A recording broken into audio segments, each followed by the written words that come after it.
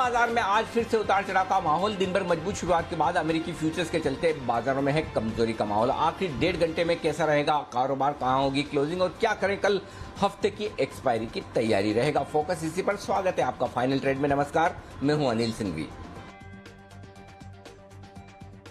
और नमस्कार, मैं हूं दीपांशु भंडारी और जानेंगे एनालिसिस से कि ये जो थोड़ी उतार चढ़ाव वाली वॉलेटिलिटी आई है इसमें आपको क्या करना चाहिए और बाजार के लिए रणनीति क्या बनानी है। सर, सबसे पहले तो बताएं इस समय की बड़ी बातें क्या हैं। बड़ी बातें दीप, देखिए निफ्टी 15,800 के नीचे फिसला है, दिन के निचले स्तरों की तरफ आते हुए दिख रहा है और ये अभी जो फिसलने की वजह आई है वो में कमजोरी होती दिखी, उसका असर आप भारतीय बाजारों पर होते हुए नजर आते हुए देखेंगे। निफ्टी बैंक 35,000 के नीचे लुढ़का है और रियल एस्टेट एफएमसीजी इंडेक्स आधा % कमजोर है। आईटी में मेटल और स्मॉल कैप इंडेक्स में हल्की फुल्की खरीदारी, यहां आधा से 1% तक की तेजी बनती हुई दिख रही है। तो थोड़ा बहुत सपोर्ट आईटी शेयरों से आ रहा है, थोड़ा बहुत सपोर्ट मेटल शेयरों से आ रहा है आज के सेशन में। और ये जो कमजोरी बनी है डाउ फ्यूचर्स की वजह से बनी है। अचानक से डाउ फ्यूचर्स में 100 अंकों का नुकसान देखने को मिला है, फिसला है और यूरोप के बाजार 1/4 से 3/4% कमजोर है। 0.5% तक की कमजोरी आपको यूरोप के बाजारों में देखने को मिलेगी और उसका असर आप भारतीय बाजारों पर भी पड़ते हुए देख रहे हैं। तो ये सारे ट्रिगर्स हैं अब तक के, ये सारी बड़ी बातें हैं जिन पर आपको रखनी है नजर। जी दी बिल्कुल सर, और ये डाउ फ्यूचर्स ने ही पूरा मूड माहौल बिगाड़ा है क्योंकि यूरोप की ठीक ठाक शुरुआत हुई थी पर वहां पे भी सर अब गिरावट आती हुई दिख रही है। करीब 1% नीचे फ्रांस के भी बाजार हैं, जर्मनी और यूके में भी 1% की गिरावट है और डाउ फ्यूचर्स पर 100 पॉइंट्स अब नीचे हैं सर। कोई क्लियर वजह अभी तो नजर में नहीं आ रही है, बट क्या चल रहा है सर? और भारतीय बाजार भी फिलहाल रिएक्ट कर रहे हैं 15,800 के नीचे, कैसे देखें इस एक्शन को? रेंज बाउंड ट्रेड है दीप, हल्की फुल्की प्रॉफिट बुकिंग और थोड़ा बढ़ने के लिए कोई ट्रिगर नहीं है, सिर्फ शॉर्ट कवरिंग और एक्सेस शॉर्ट की वजह से बढ़े हैं। तो गिरने के लिए आपको हल्का फुल्का ट्रिगर डाउ फ्यूचर से मिल गया। तो मिले जुले से कारोबार है, ऐसा कोई बहुत बड़ा पैनिक नहीं है और बहुत बड़ी कोई खरीदारी नहीं है। रेंज बाउंड ट्रेड है और इस रेंज बाउंड ट्रेड में बहुत ज़्यादा पढ़ने समझने और उसका मतलब निकालने की मुझे ज़रूरत नहीं लगती। जब तक डीप है ना बड़े और अहम लेवल नहीं तोड़ते हैं तब तक। हाँ, एक चीज़ ज़रूर आप कह सकते हैं कि बैंक निफ्टी में वो मज़ा आ ही नहीं रहा है, वो कॉन्फिडेंस आ ही नहीं रहा है जो हम देखना चाहते हैं। और आज भी आप देखिए, सुबह हमने कहा था कि बैंक निफ्टी में आपको बिकवाली करनी चाहिए और बिकवाली करने के लिए आप हायर रेंज जो है वो 32,225 से ही गिन सकते हैं। 32,225 और 32,375 की रेंज में बैंक निफ्टी में बिकवाली करनी चाहिए। आज का हाई एग्जैक्टली 32,215 का है, तो दीप वहीं से बैंक निफ्टी घुमा है। निफ्टी भी हम कह रहे थे 15,800 825 की रेंज को होल्ड करे तो ठीक, 15,839-40 का हाई बनाया, वहीं से घूम गया। तो पहले रेजिस्टेंस लेवल पर दोनों इंडेक्स बाजार में नीचे आए हैं। आखिरी डे सपोर्ट पर है बैंक निफ्टी। 34,900 के नीचे जाना बैंक निफ्टी के लिए खराब होगा क्योंकि 34,900 के लेवल को 2 बार कल और परसों हमने टेस्ट किया है, नॉक किया है, लेकिन उसके बाद वापस से ऊपर आ गए हैं बाजार। पिछले 2-3 दिनों में 3 दिनों में हमने 34,900 को तोड़ा नहीं है, उसके नीचे तोड़ेंगे तो हालांकि हैं हम सपोर्ट जोन में। 34,500 से 34,900 की रेंज में बड़ा स्ट्रॉन्ग सपोर्ट है कहीं कहीं, लेकिन फिर भी हल्की फुल्की कमजोरी जरूर हो सकती है। तो ओवरऑल कमजोरी का रुझान है, इसमें कोई डाउट नहीं। ऊपरी स्तरों पर प्रॉफिट बुकिंग, निचले स्तरों पर खरीदारी, दोनों ही काम करने। तो आने दीजिए, इंपॉर्टेंट सपोर्ट लेवल के आसपास वहां देखेंगे क्या कुछ करना है। तो बहुत ज्यादा बड़ी तेजी या मंदी दोनों होने की संभावनाएं थोड़ी सी कम है। हाँ, उतार चढ़ाव इस रेंज में बना रहेगा, उसकी आपको तैयारी रखनी है। जी दी बिल्कुल सर, तो उतार चढ़ाव बाजार में बना हुआ है पर रेंज बाउंड ही एक्शन है और हमने देखा 15,850 के करीब से निफ्टी में थोड़ी मुनाफा वसूली भी आई, बट निफ्टी अभी भी आउट परफॉर्म करते हुए दिख रहा है। अगर आप बैंक निफ्टी के तुलना में कंपैरिजन करें तो 15,775 के करीब सपोर्ट लेने की कोशिश कर रहा है। 34,925 के करीब आपको बैंक निफ्टी फिलहाल दिखेगा। थोड़े कमजोर हुए ग्लोबल क्यूज पर, आइए भारतीय बाजारों पर नजर डालते हैं और हमारे बाजारों के लिए आने वाले दिनों के लिए कौन से अहम इवेंट्स हैं और साथ ही आज के खबरों वाले शेयर्स कौन से हैं, जानते हैं मानसी और वरुण के साथ। मानसी, गुड आफ्टरनून, बताएं कौन से इवेंट्स पर है नजर? बिल्कुल, गुड आफ्टरनून दीपांशु। देखिए, कैबिनेट की बैठक के बाद प्रेस ब्रीफिंग होने वाली है 3 बजे, इस पर नजर रहेगी। आरती इंडस्ट्रीज क्यूआईपी के इशू प्राइस पर जो विचार करने जा रहा है उस पर फोकस है और स्पाइस जेट नतीजे और पूंजी जुटाने पर बोर्ड बैठक पर फोकस रहेगा आज के लिए। कल हांगकांग के बाजार बंद रहने वाले हैं। ओपेक प्लस की बैठक, उत्पादन और मांग को लेकर कमेंट्री पर हमारी नजर रहेगी। जून में ऑटो कंपनियों की बिक्री के आंकड़े कल 1 तारीख है तो आते हुए दिखेंगे। हीरो मोटो और मारुति अपने मॉडल्स की कीमतें जो है कल से बढ़ाने जा रही है, तो इसका एक इम्पैक्ट स्टॉक प्राइसेस पर भी देखने को मिलेगा। टाटा मोटर्स यहाँ पर मार्क लिस्टलोसला कंपनी के नए एमडी और सीईओ के तौर पर कार्यकाल संभालेंगे। ये एक इवेंट है जिस पर फोकस रहेगा। साथ ही एम्फेसिस ओपन ऑफर बंद होगा। 26% हिस्से के लिए ओपन ऑफर लाया गया था जो कि कल बंद हो जाएगा। सागर सीमेंट बोर्ड की बैठक और साथ ही शेयर विभाजन पर फैसला इस बैठक में होने जा रहा है। Adani enterprises, federal bank, L&T infotech, Petronet LNG, PFC, UBL और एमएम फोर्जिंग्स के एक्स डिविडेंड ट्रेड करते हुए कल के दिन दिखेंगे। शुक्रवार 2 जुलाई सिर्फ एक ट्रिगर है। यूएस जून महीने का जॉब्स डेटा, यहां पर 6.9 लाख जॉब्स जुड़ने का अनुमान है। तो ग्लोबल इंपैक्ट, इस पर हमारा फोकस रहेगा। ओके, तो ये हैं आपके लिए कुछ इंपॉर्टेंट ट्रिगर्स जहां पर आपको रखनी है नजर। वरुण, गुड आफ्टरनून, बताएं आज के खबरों वाले शेयर्स कौन से हैं? देखिए, सबसे पहले हमने ग्लास कंपनीज के लिए आपके लिए जो खबर दी, खासकर असाई इंडिया ग्लास और सेंट गोबिन पे इसका इम्पैक्ट भी देखने मिला कि सरकार ने एक नोटिफिकेशन जारी किया है। ईरान से क्लियर फ्लोट ग्लास पर जो एंटी डंपिंग ड्यूटी है वो जारी रह सकती है। 4 से 12 mm वाले क्लियर फ्लोट ग्लास पे जो नोटिफिकेशन है वो आया है। डीजीटीआर ने जो जांच है वो शुरू कर दी है। 2017 में 5 साल के लिए एंटी डंपिंग ड्यूटी लगाई गई थी, तो इसको आगे भी जारी रखा जा सकता है। ये आपको सुबह सुबह हमने अपडेट दिया, उसका इम्पैक्ट आपने स्टॉक्स पे भी देखा। इसके अलावा Tata Motors Indian Oil sales company को 15 हाइड्रोजन अधिक फ्यूल बस जो है उसका ऑर्डर मिला है। इसके अलावा कंपनी ने अपने एनुअल रिपोर्ट में भी ये कहा है, सालाना रिपोर्ट में, कि कोरोना से सेमीकंडक्टर की सप्लाई जो है उस पर असर हुआ है। हालांकि आगे पैसेंजर व्हीकल के सेगमेंट में काफ़ी तेज़ी की उम्मीद ये कर रहे हैं। वहीं टाटा केमिकल्स खबर ये है कि दरअसल भारत में बैटरी मैन्युफैक्चरिंग के लिए टाटा ग्रुप जो है वो पार्टनर की तलाश कर रहा है। बैटरी मैन्युफैक्चरिंग पे ये कंपनी जो है काफ़ी फोकस करने वाली है, इसके लिए नए पार्टनर की तलाश कर रही है। एसबीआई खबर ये है कि करीब 360 करोड़ के ग्लोबल ऑफशोर एनपीएस के लिए इस बैंक ने बोलियां मंगाई है। आईओबी शक्ति सुगर ने लोन लिया था इस कंपनी पे, उसका बकाया मामला जो है उसका निपटारा किया है। 50 करोड़ के आसपास का लोन था, उसमें से 29 करोड़ के आसपास जो है वो चुका के इस मामले को रफा दफा किया गया है। ल्यूपिन एचआईवी की एक दवा के लिए इस कंपनी को शुरुआती मंजूरी मिली है, जिसके लिए इस कंपनी ने अर्जी दी थी। वहीं एविएशन स्टॉक्स भी आज रडार पे है, क्योंकि डीजीसीए ने नोटिफिकेशन जारी किया है 31 जुलाई तक अंतर्राष्ट्रीय उड़ानें जो है उन पर अभी भी रोक जो है वो जारी रहेगी। आईआरसीटीसी कोजेंसिस के हवाले से एक खबर आई है कि निजी ट्रेन ऑपरेटर के लिए स्ट्रैटेजिक करार पर कंपनी विचार कर रही है। इंटरनेट टिकट बुकिंग में काफ़ी सुधार हुआ है और वहाँ भी निवेश करने वाले हैं। जून में रोज़ाना टिकट बुकिंग जो है वो 10 लाख के आसपास पहुँच चुकी है।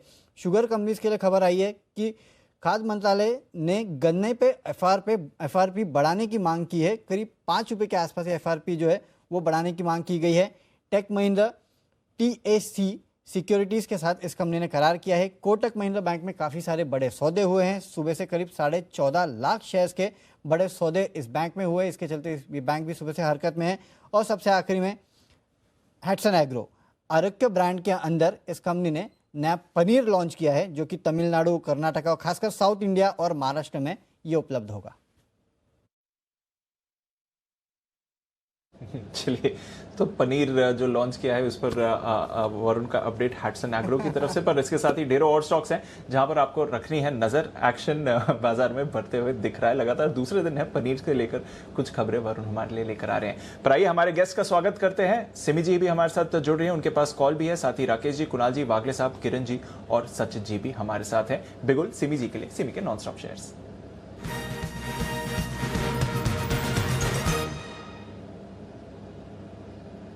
गुड आफ्टरनून सिमी जी, बताइए। दीपांशु, खरीदने का सलाह खरीदना है डीबीएल में एक अच्छा सा ब्रेकआउट आया है और मुझे लगता है कि मिनिमम टारगेट 595, उसके बाद 610, ये दो हो सकता है आज ही के आज आ जाएगा। और 610 के ऊपर स्टॉक अगर सस्टेन करेगा तो जो हाई से ये नीचे आया है, दिलीप बिल्डकॉन स्टॉक का नाम है, जो हाई से ये नीचे आया है 719 का, वो हाई ये रिक्लेम करेगा। बहुत ही बढ़िया शानदार ब्रेकआउट आया है। करंट लेवल पर खरीदने का सलाह होगा। 570-75 के आसपास देखा था, तो स्टॉप लॉस 560 का लगाना है। ये स्टॉक बढ़ चुका है, पर फिर भी करंट लेवल से भी मुझे लगता है कि ये खरीद कर चलना चाहिए। 595 का मिनिमम, उसके बाद 610 और उसके बाद कोई रुकेगा नहीं। ये स्टॉक 700 के ऊपर जाके ही सेल करेगा। ओके, तो ये है आपके लिए सिमी जी की तरफ से राय। आइए सचिन जी भी एक कॉल देने जा रहे हैं, बिगुल बीटीएसटीटी।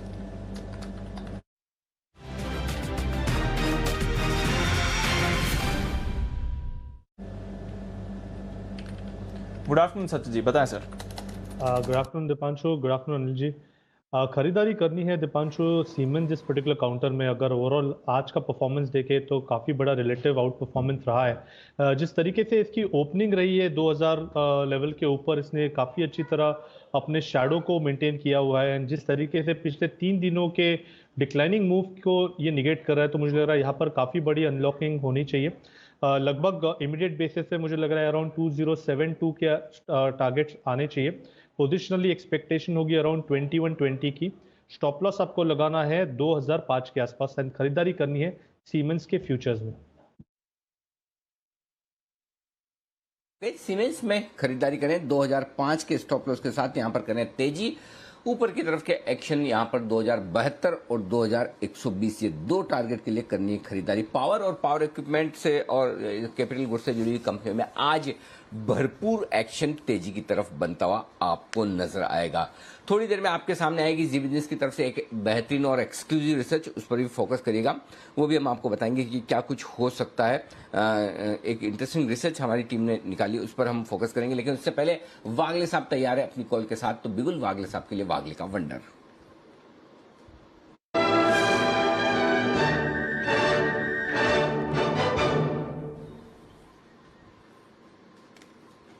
जी वागले साहब बताएं सर। आफ्टरनून अनिल जी, आफ्टरनून दीपांशु। मेरे पास बाय कॉल है पीएफसी में, power finance corporation. Power stocks में कुछ डेफिनेटली हो रहा है। 127 का रेजिस्टेंस इसने ब्रेक किया है, तो यहाँ पर बाय करें। सिर्फ ₹2 का क्लोज स्टॉप लॉस होगा। 125 अगर ब्रेक करता है तो निकल जाए। ऑन द अपसाइड मुझे लगता है आज और कल में 134 135 तक के लेवल्स दिख सकते हैं। 134 135 तक जाने की तैयारी, पीएफसी में करें खरीदारी, ये है आपके लिए राय। और आज कैबिनेट की बैठक में पावर सेक्टर से रिलेटेड कुछ अहम फैसले लिए गए हैं। इसी वजह से पावर सेक्टर के शेयरों में अच्छी तेजी बनती हुई दिख रही। पीएफसी भी मजबूत है तो आरईसी भी मजबूत है। वागले साहब पीएफसी के साथ साथ आरईसी के चार्ट्स भी देख लीजिए, देखे ही होंगे आपने, दोनों में से एक को चुना है, तो कुछ खास बात है कि आरईसी के मुकाबले में पीएफसी ज्यादा मजबूत दिख रहा है, क्यों ये बताइए जरा। अनिल जी, नॉर्मली दोनों साथ में ही चलते हैं, आज भी वैसा ही है। लेकिन पीएफसी में ओपन इंटरेस्ट नंबर 3 नंबर 4 पे था, तो ऑब्वियसली वो ऑटोमेटिक चॉइस था। और आरईसी में 150 का एक रेजिस्टेंस है, लेकिन आरईसी भी 150 के पार क्रॉस करके सस्टेन होता है। तो 160 तक की मूव अगर पीएफसी 134-35 जाएगा तो आरईसी भी 160 तक जाना चाहिए। किसी को आरईसी लेना है तो 147 140 650 का स्टॉप लॉस होना चाहिए। ओके, ये है आपके लिए राय। आरईसी में भी खरीदारी करने के लिहाज से दोनों स्टॉक बड़े मजबूत आपको नजर आएंगे आज के सेशन में। यहां पर कमजोर बाजार में भी खरीदे, कमजोर भी नहीं है बाजार भी, निफ्टी भी देखिए वापस घूम कर वो मजबूती से ऊपर आता हुआ दिखा है। अब आप देखिए 15,800 के ऊपर निकलने की कोशिश फ्यूचर्स की तो हो चुकी है, कैश में 15,785 के आसपास है, थोड़ी रिकवरी आती हुई दिख रही है निचले स्तर से। और बैंक निफ्टी भी 34,900 के आसपास ही सपोर्ट लेता हुआ नजर आया है। एक और स्टॉक जो बड़ी मजबूती से ऊपर आ रहा है वो है भारत फोर्ज। भारत फोर्ज में भी आप देखिए एक अच्छी तेजी के साथ कारोबार होता हुआ दिख रहा है। यहाँ पर लगभग टॉप गेनर्स में तीसरे चौथे नंबर पर भारत फोर्ज आपको नजर आएगा। किरण जी, भारत फोर्ज के चार्ट देखिए और बताइए अपनी राय। आफ्टरनून आनंद जी, आफ्टरनून दीप। भारत फौज में रुझान अच्छा ही है और 3-4 दिन पहले इधर मैंने लगभग 740 के आसपास बाय कॉल दिया था, वो अभी भी जारी है। हमारा टारगेट पोजिशनली 780 785 का है, वो हासिल होता नजर आ जाना चाहिए। अभी के लिए मेरा ट्रेलिंग स्टॉप लॉस 755 का रहेगा, 10 रुपए नीचे, पर टारगेट्स भी 785 के देखने को मिल जाने चाहिए। ओके, तो ये है आपके लिए भारत फौज पर राय किरण जी की तरफ से। आइए फोकस करते हैं जी बिजनेस की एक्सक्लूसिव रिसर्च की तरफ। और सीमेंट सेक्टर को लेकर ये बेहतरीन रिसर्च लेकर आई है हमारी टीम। और आइए वरुण दुबे हमारे साथ कार्यक्रम में हो रहे हैं शामिल, जो बताएंगे क्या है ये रिसर्च और किस तरह से सीमेंट शेयरों पर, सीमेंट कंपनियों पर डालेगी असर। वरुण बताइए क्या है रिसर्च। डेफिनेटली अनिल जी, हमारी रिसर्च ये है, इनफैक्ट हमने इसका ग्राउंड चेक किया है और ग्राउंड चेक करने के बाद ये पता चला है कि किस तरह के सीमेंट के दाम जो है वो बढ़े हैं। दरअसल जून के महीने में सीमेंट के दाम जो है वो होलसेल लेवल पे उसमें करीब 10% के आसपास की बढ़ोतरी हुई है। 420 से बढ़ के करीब 460 हुए हैं। और रिटेल में अगर आप भाव देखेंगे तो उसमें करीब 13% के आसपास का उछाल देखा गया है। 460 से बढ़ के ये करीब 520 के आसपास आ चुके हैं और दक्षिण भारत में जून के महीने में करीब 11% के आसपास मंथ ऑन मंथ दाम बढ़े हैं। यानी कि अगर आप देखेंगे तो होलसेल और रिटेल में 10 से 13% के आसपास सीमेंट के दाम जो है उसमें बढ़ोतरी देखने मिली है। इनफैक्ट काफ़ी सारे डीलर से हमने बात की, मध्य प्रदेश, राजस्थान और उत्तर प्रदेश के डीलर से बात की, खासकर यानी कि नॉर्थ और सेंट्रल इंडिया के डीलर से, और उनका कहना है कि अगले कुछ दिनों में यानी कि हो सकता है कि अगले हफ्ते ही करीब 5 से 7% के आसपास के दाम जो है उसमें और बढ़ोतरी होने वाली है। देखिए वैसे भी जैसे जैसे अब मार्केट ओपन अप हो रहा है वैसे वैसे सीमेंट की डिमांड जो है उसमें लगातार बढ़ोतरी देखने मिल रही है और ये एक बड़ा कारण है कि सीमेंट के दाम बढ़ रहे हैं। इसके अलावा इनपुट कॉस्ट जो बढ़ रहा था उसको तो पास ऑन करना ही था, लेकिन उसको पास ऑन करने से ज़्यादा दरअसल जो ये डीलर्स है वो अपने दाम बढ़ा रहे हैं और उनको भी जो दाम बढ़ के आ रहे हैं वो कंपनीज की तरफ से आ रहे हैं। तो लगातार सीमेंट के दाम जो है जून के महीने में बढ़े हैं और अगले हफ्ते ही 5 से 7% के आसपास के दाम बढ़ने वाले हैं। तो जेके सीमेंट, अल्ट्राटेक सीमेंट, जितनी सीमेंट कंपनीज है उनको आपको अपने रडार पर रखना चाहिए। ये ग्राउंड चेक हमने किया है जिससे हमको ये पता चला है। बिल्कुल, तो हमारी ग्राउंड चेक का इम्पैक्ट नजर रखिए। सीमेंट स्टॉक्स पर थोड़ी मिलीजुली चाल है, बट ग्राउंड चेक हमें यही बता रहा है कि सीमेंट के दामों में बढ़ोतरी की गई है। तो ये एक स्पेस है जहां पर आपको एक्शन आते हुए दिख सकता है आने वाले समय में।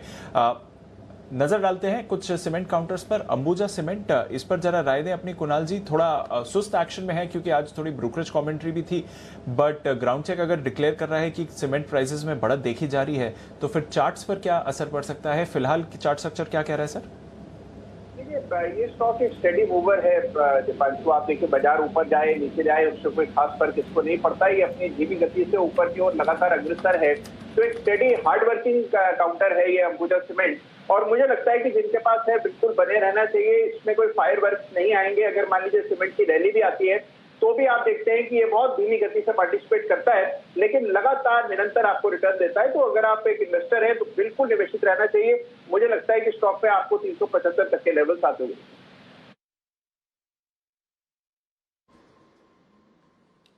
ओके, तो ये है आपके लिए राय अंबुजा सीमेंट पर इस वक्त और बाकी सीमेंट शेयरों पर आती हुई दिख रही है। आइए बढ़ते आगे। कुणाल जी और राकेश जी के लिए बिगुल है एक स्पेशल पिक का आप दोनों के लिए।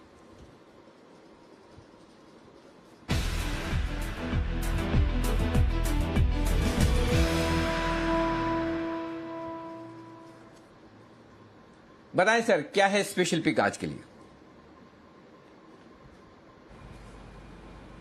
देखिए अनिल जी, स्पेशल पिक में स्पेशल ये है कि इस स्टॉक में रैली आई है और जो बिग बुल थे वो भी इसमें से शेयर होल्डिंग में से नाम उनका निकल चुका है। प्रमोटर ने 2-3 बार बेचा, वो लेवल भी टूट चुके हैं। स्टॉक है GMR इंफ्रा, जिसको काफी निश्चित स्तरों पर कितनी बार मैंने, कुणाल जी और सुमित जी ने भी रिकमेंड करा। ये स्टॉक नई टेरिटरी में आ चुका है, अब यहां से एक नई उड़ान भरने को तैयार है। तो स्पेशल पिक है GMR infra. Over to Kunal ji. अरे जी देखिए, बहुत जबरदस्त चार्ट स्ट्रक्चर है GMR इंफ्रा का। स्टॉक में कंसोलिडेशन पूरा हुआ, बुलिश फ्लैग पैटर्न का ब्रेकआउट है, कैंडल स्टिक पे 3 राइजिंग मेथड पैटर्न का ब्रेकआउट है। तो कई सारे ब्रेकआउट एक साथ होते हुए दिख रहे हैं। हाई बीटा स्टॉक है, चलने पर आता है तो सबको पछाड़ देता है। बाय करके चले GMR को।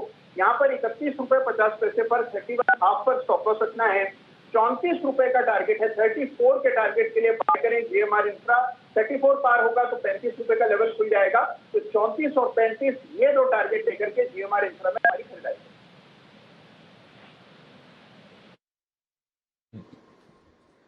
GMR इंफ्रा है आपके लिए खरीदारी करने की राय। और आज शो में मिसिंग है सुमित जी, लेकिन उनकी पसंद का ये शेयर और लगातार उनकी तरफ से भी रिकमेंडेशन आती हुई दिखी है और लगातार कुणाल जी, राकेश जी की तरफ से भी रिकमेंडेशन आती हुई दिखी है। 34 रुपए के टारगेट के लिए आपको करनी है खरीदारी।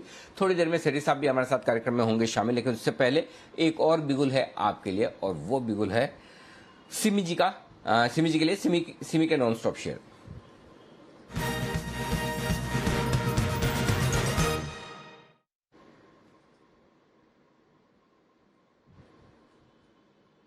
बताएं सिमी जी।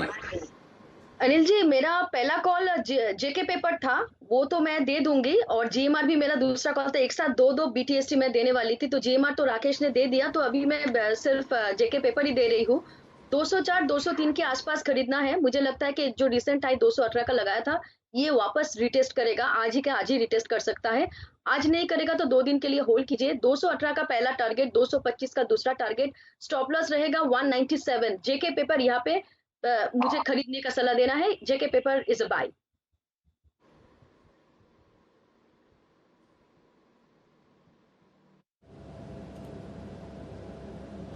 ओके, तो जेके पेपर पर है खरीदारी की राय, नजर रखिए। बढ़िया स्पाइक इस काउंटर पर आपको आते हुए दिख रहा है इस समय, मोमेंटम में भी है। सिमी जी, एक और स्टॉक जहां पर आपने कुछ समय पहले एक राय दी थी, जेएसडब्ल्यू एनर्जी, जरा इस पर भी राय दीजिए, क्योंकि अभी अभी एक बढ़िया स्पाइक जेएसडब्ल्यू एनर्जी पर भी आते हुए दिख रहा है। 4.5% का उछाल है, इस पर कोई ट्रेड दिखता है आपको? इनफैक्ट दीपांशु, ये स्टॉक मैंने 7:30 बजे नहीं, 7:15 बजे जो मॉर्निंग का फोनो होता है उसमें मैंने रेकमेंड किया था जेएसडब्ल्यू एनर्जी। कल क्लोजिंग सेशन में एकदम स्पाइक दिया था, 162 के ऊपर जाके बंद किया था। तभी से मैं इसको कैरी करवा रही हूँ मेरे क्लाइंटों को। पहले भी तो लोअर लेवल पर भी खरीदा हुआ है, 100 के नीचे भी खरीदा हुआ था। तो यहाँ पे भी मुझे लगता है 169.70 के आसपास भी मुझे बहुत ही स्ट्रांग लग रहा है ये स्टॉक। जेएसडब्ल्यू एनर्जी अगर किसी के पास है तो उनको तो मैं होल्ड करने का सलाह दे रही हूँ। और मेरा जो फ्रेश टारगेट होगा वो 176 से 180 का है। वो क्रॉस करेगा तो स्टॉक धीरे धीरे 200 के ओर भी जाएगा। बहुत ही शानदार पैटर्न है। मुझे लगता है कि ये अगर किसी ने लिया है और अभी ले रहे हैं तो भी मुझे लगता है कि कोई टेंशन नहीं है, थोड़ा सा टाइम दे दीजिएगा। जेएसडब्ल्यू एनर्जी अभी 169.45 के आसपास है। स्टॉप लॉस 164 का 4 के नीचे लगाइएगा। 176.80 का पहला टारगेट और उसके बाद 195 का दूसरा टारगेट के लिए जेएसडब्ल्यू एनर्जी को करंट लेवल पर भी खरीदा जा सकता है। ओके, तो ये है आपके लिए जेएसडब्ल्यू एनर्जी, इस पर रखिए नजर। अनिल जी, 14 तारीख को एसआईपी स्टॉक में इसको कवर किया था सर, 155 के लेवल पर। नतीजे आएंगे, कमाई कराएंगे में भी हाईलाइट किया गया था। और पावर शेयर्स में और पावर सेक्टर में आज एक जबरदस्त एक्शन आते हुए दिख रहा है। कैसे देखना चाहिए स्पेस को सर? और जेएसडब्ल्यू एनर्जी ऑफ कोर्स फिर से फोकस में है। बिल्कुल दीप, और ये लगातार हमने रिकमेंड किया, इसे बिल्कुल छूना नहीं। मुझे माफ कीजिएगा, मुझे एग्जैक्ट तो याद नहीं है कि हमने क्या टारगेट्स दिए थे, लेकिन मुझे ये पता है कि 200 रुपये, 225 रुपये के टारगेट के लिए इसे होल्ड करना चाहिए। तो अभी भी अगर आपकी सही लेवल पर एंट्री हुई तो बिल्कुल भी डरिए, घबराइए मत और बेचने के बारे में मत सोचिए, होल्ड करिए। अच्छा स्टॉक है, यहाँ होल्ड करना चाहिए। कुछ स्टॉक्स जल्दी चलते हैं, कुछ स्टॉक्स में चलने में वक्त लगता है। उसमें से एक स्टॉक है जिसे चलने में सबसे ज़्यादा वक्त लगा, जो अभी अभी सिमी जी ने रिकमेंड किया, जेके पेपर। मुझे याद है जेके पेपर दीप हमने 100 रुपये में रिकमेंड किया था, और उसके बाद सबसे सुस्त अगर कोई शेयर रहा मालामाल वीकली वाले में तो जेके पेपर था। काफ़ी समय तक 100 रुपये के आसपास पड़ा रहा, कुछ नहीं हुआ। लेकिन जब भागा तो अगर आप 2-3 महीने, 3 महीने का चार्ट देखेंगे आपको समझ में आ जाएगा कि 3 महीने में किस तरह की तेजी दिखा दी। 100 रुपये वाला ये शेयर आप 200 रुपये के ऊपर ट्रेड होते हुए देख रहे हो, यहाँ से भी अच्छा नजर आ रहा है। तो कुछ शेयर जल्दी चल जाते हैं, कुछ शेयर कम जल्दी चलते हैं, लेट चलते हैं। वैसा एक और एग्जांपल देना चाहता हूँ, SW solar, Sterling and Wilson. आज सुबह हमने कहा भी था कि नतीजों को देखकर आप ऐसा ना हो पैनिक हो जाएं, बेचिए मत, आराम से रखिए, चिंता की बात नहीं। 270 पर हमने स्टर्लिंग एंड विल्सन रिकमेंड किया था।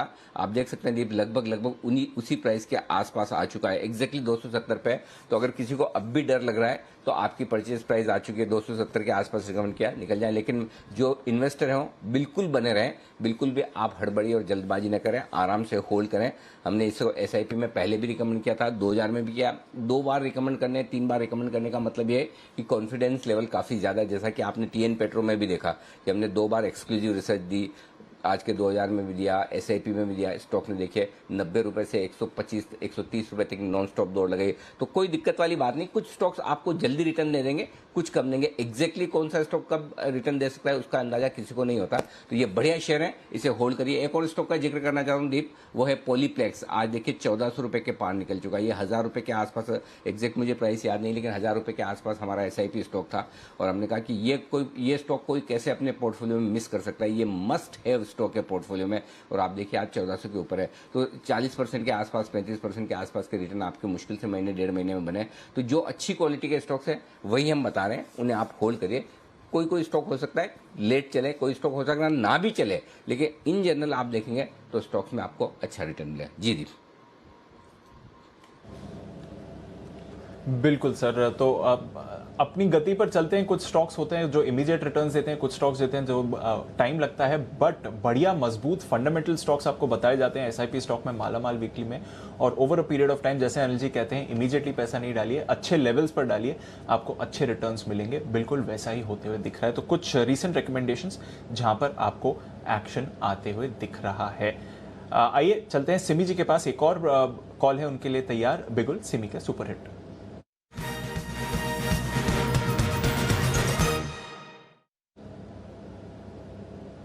बताएं सिमी जी। दीपांशु, आज रियल्टी शेयर में वॉच करना है। रियल्टी शेयर में ओबेरॉय रियल्टी अभी मेरा पिक है, 640 के आसपास दाम है, 645 का अभी हाई बना के थोड़ा सा नीचे आया है। करंट लेवल पर खरीदने का सलाह होगा।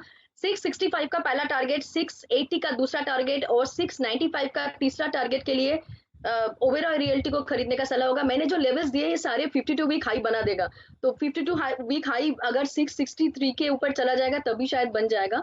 मैं देख के बता रही हूँ, 680 के ऊपर 52 वीक हाई है, तो मेरा नया 52 वीक हाई बनने का पूरा इरादा है इसमें।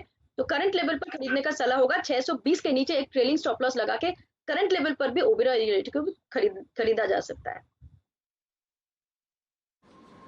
ओके, ओबेरॉय रियल्टी में खरीदारी करने की राय है। 620 के स्टॉप लॉस के साथ सिमी जी की तरफ से खरीदारी करने का मौका है। यहाँ पर टारगेट 665, 680 और 695, ये 3 टारगेट के लिए करनी खरीदारी। अगला बिगुल सचिन जी के लिए BTST का।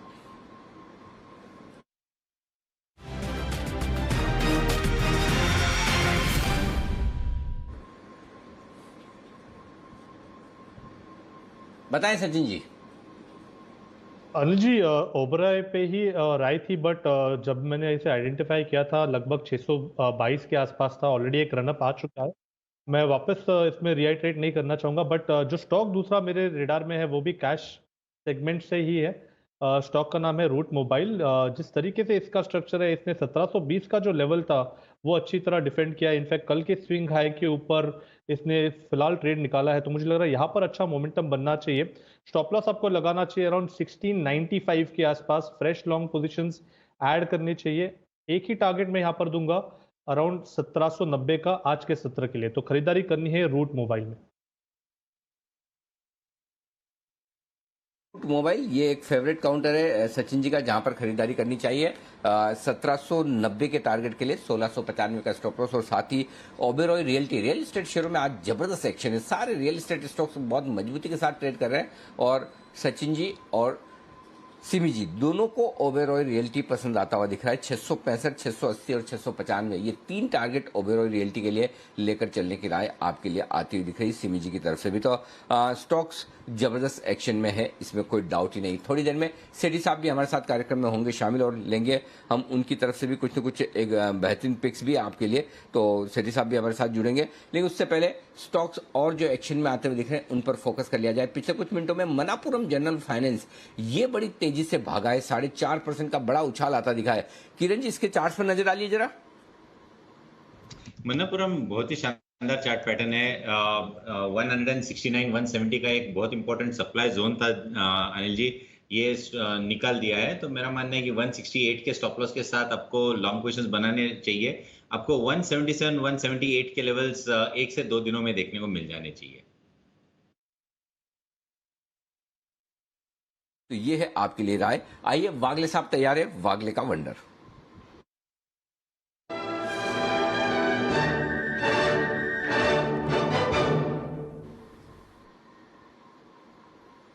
बताएं वागले साहब। अनिल जी, वही स्टॉक है जिसका जिक्र आपने और किरण जी ने किया। मुझे भी मन्नापुरम ही बाय देना था 170 के पार। ये पिछले 3-4 महीने के बाद फर्स्ट टाइम निकला है। वीकली रेजिस्टेंस इसने ब्रेक किया है, तो मुझे कम से कम एक 7, 8, 9, 10 रुपए की मूव दिखती है। मेरा 180 का टारगेट होगा और मेरा स्टॉप लॉस 168 का होगा। 168 ब्रेक करता है तो निकल जाए। 3 रुपए की रिस्क होगी, सामने 8 से 9 रुपए का अपसाइड दिखता है। ओके, मनापुरम जनरल फाइनेंस में यहाँ पर दिख रही तेजी और वागले साहब की तरफ से। वागले साहब, ये चलो भाग भी गया है, तेज दौड़ भी लगा है, इस पे एक्शन नहीं आ रहा जरा? इसके भाई, मतलब भाई तो नहीं कहेंगे, साथ साथ चलने वाला स्टॉक है मुथूट फाइनेंस, जरा इस पर नजर डालिए। क्या मुथूट पर को सही वक्त पर पकड़ लेने का मौका है? मनापुरम चल चुका है, मुथूट अभी भी चलना बाकी है। अनिल जी, समूह मोमेंटम दिख नहीं रहा है। अगर ये 1520, 1525 ब्रेक करेगा, जो शायद कल होगा, फिर ये 1600 तक के लिए का अपसाइड खुलेगा, तो शायद ये हमारे रडार पर कल आएगा। तो किस लेवल के ऊपर निकले तो इसको रडार पे लाना है, वो लेवल बता दीजिए मुझे। अराउंड 1525 के ऊपर सस्टेन करेगा तो 1500 के स्टॉप लॉस से 1600 के टारगेट के लिए ये पोजिशनल बाय बनेगा। ओके 1525 के ऊपर आएगा, इसमें तगड़ा बाय सिग्नल, उस पर नजर रखिए। ये है आपके लिए मुथूट फाइनेंस भी, मनापुरम और मुथूट चूंकि साथ साथ चलते तो आपकी नजर दोनों जगह होनी चाहिए इस वक्त। आइए किरण जी के लिए बिगुल किरण का कमाल।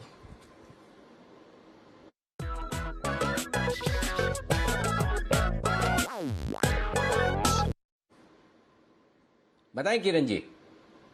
अनिल जी, कैश स्टॉक्स में ही हरकत देखने को मिल रही है और कैश स्टॉक्स में आईटी स्टॉक में बेहतरीन मूव देखने को मिल रही है। वो मेरा बाय कॉल रहेगा केपीआईटी टेक में। अभी 264 265 का भाव है, 258 का स्टॉप लॉस रहेगा।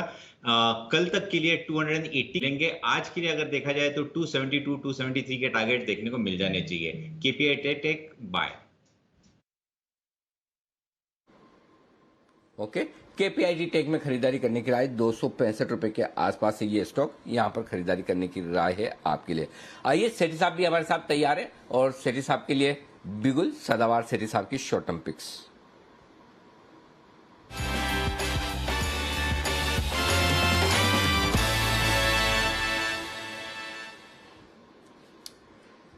लाइव है हमारे साथ सेठी साहब इस वक्त शो में 3:30 बजे तक के लिए। तो सेठी साहब स्वागत है आपका। बताएं सर, आज के दोनों कैश मार्केट के स्टॉक्स ही होंगे जिस तरह का मूड माहौल है उसको देखते हुए? गुड आफ्टरनून अनिल जी, गुड आफ्टरनून दीपांशु। बिल्कुल ठीक समझा अनिल जी आपने। 2 स्टॉक दोनों में खरीदारी और दोनों कैश मार्केट के स्टॉक्स हैं।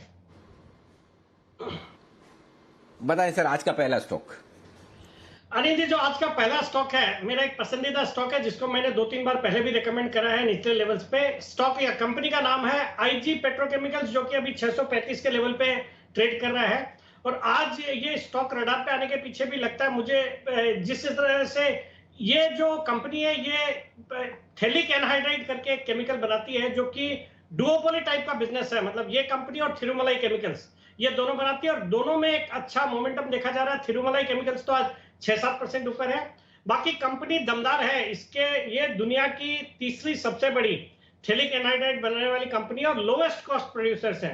अनिल जी, थोड़ा समय ज्यादा लूंगा इस कंपनी के बारे में। डिटेल्स मैंने रिजल्ट्स के बाद कौन कौन अटेंड करके समझा है और उसके बाद से कन्विक्शन और बढ़ गया है। ये जो थैलिक एनहाइड्राइड जो इनका प्रोडक्ट है ये paints, plastics, dyes, water treatments, फिर पर्सनल केयर, होम केयर, इन सब सेगमेंट में काम आता है और जबरदस्त डिमांड है। और ये जो प्रोडक्ट है ये इंपोर्ट सब्स्टिट्यूट है। भारत की कंपनियां इसकी जो डोमेस्टिक डिमांड है उसको मीट नहीं कर पाती। इस प्रोडक्ट को भारत को इंपोर्ट करना पड़ता है। कंपनी का स्ट्रेटेजिकली लोकेटेड प्लांट है तलोजा में, महाराष्ट्र में, जहां इनको रॉ मटेरियल इजीली अवेलेबल होता है रिलायंस से। और मार्केट्स जो गुजरात और महाराष्ट्र की केमिकल कंपनियां है उनको कैटर करती है, तो मार्केट भी इनके विद इन रीच है। और बाकी अनिल जी, कंपनी ने एक ब्राउनफील्ड एक्सपेंशन किया था दिसंबर में, तो जिसका हमको मार्च क्वार्टर के नतीजों में उसका इंपैक्ट देखने को मिला। फिर अभी इनका बहुत ही जल्दी एक एडवांस प्लास्टिसाइजर्स का इनका एक कैपेसिटी क्रिएट हो रही है, तो वो ऑपरेशनल हो जाएगा आने वाले 2 वीक में, तो उसका भी एक पॉजिटिव इंपैक्ट रहेगा। और कंपनी एक ग्रीनफील्ड एक्सपेंशन की भी तैयारी कर रही है और इन्होंने इन्वायरमेंटल क्लियरेंस के लिए प्रपोजल भी डाला हुआ है, तो वो भी जब कभी होगा बहुत ही अच्छा होगा।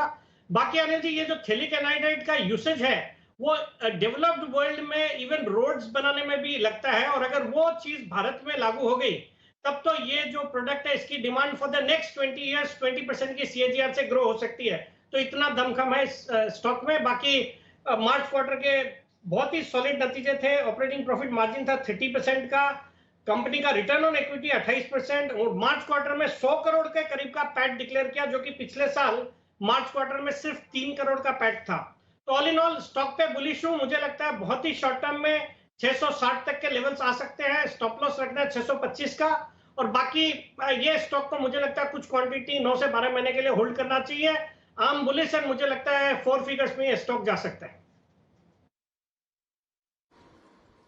ओके 4 अंकों में यानी कि 1000 रुपए तक भी जा सकता है ये स्टॉक। और यहाँ पर छोटा 625 का स्टॉप लॉस लगाएं और 660 के छोटे टारगेट्स के लिए। लेकिन अगर इन्वेस्टमेंट के लिहाज से आप खरीदना चाहते हैं तो आईजी पेट्रो को आप करें खरीदारी। यहाँ पर इन्वेस्टमेंट के लिहाज से भी सेठी साहब से उनकी दूसरी पिक भी हम लेंगे। उससे पहले किरण जी तैयार है, एक स्पेशल पिक का बिगुल किरण जी के लिए चाहिए। किरण जी शो में है, उसके बावजूद स्पेशल पिक का बिगुल चाहिए, यानी कि कुछ न कुछ वाकई में किरण जी स्पेशल कमाल करने की तैयारी में। तो आइए किरण जी के लिए बिगुल।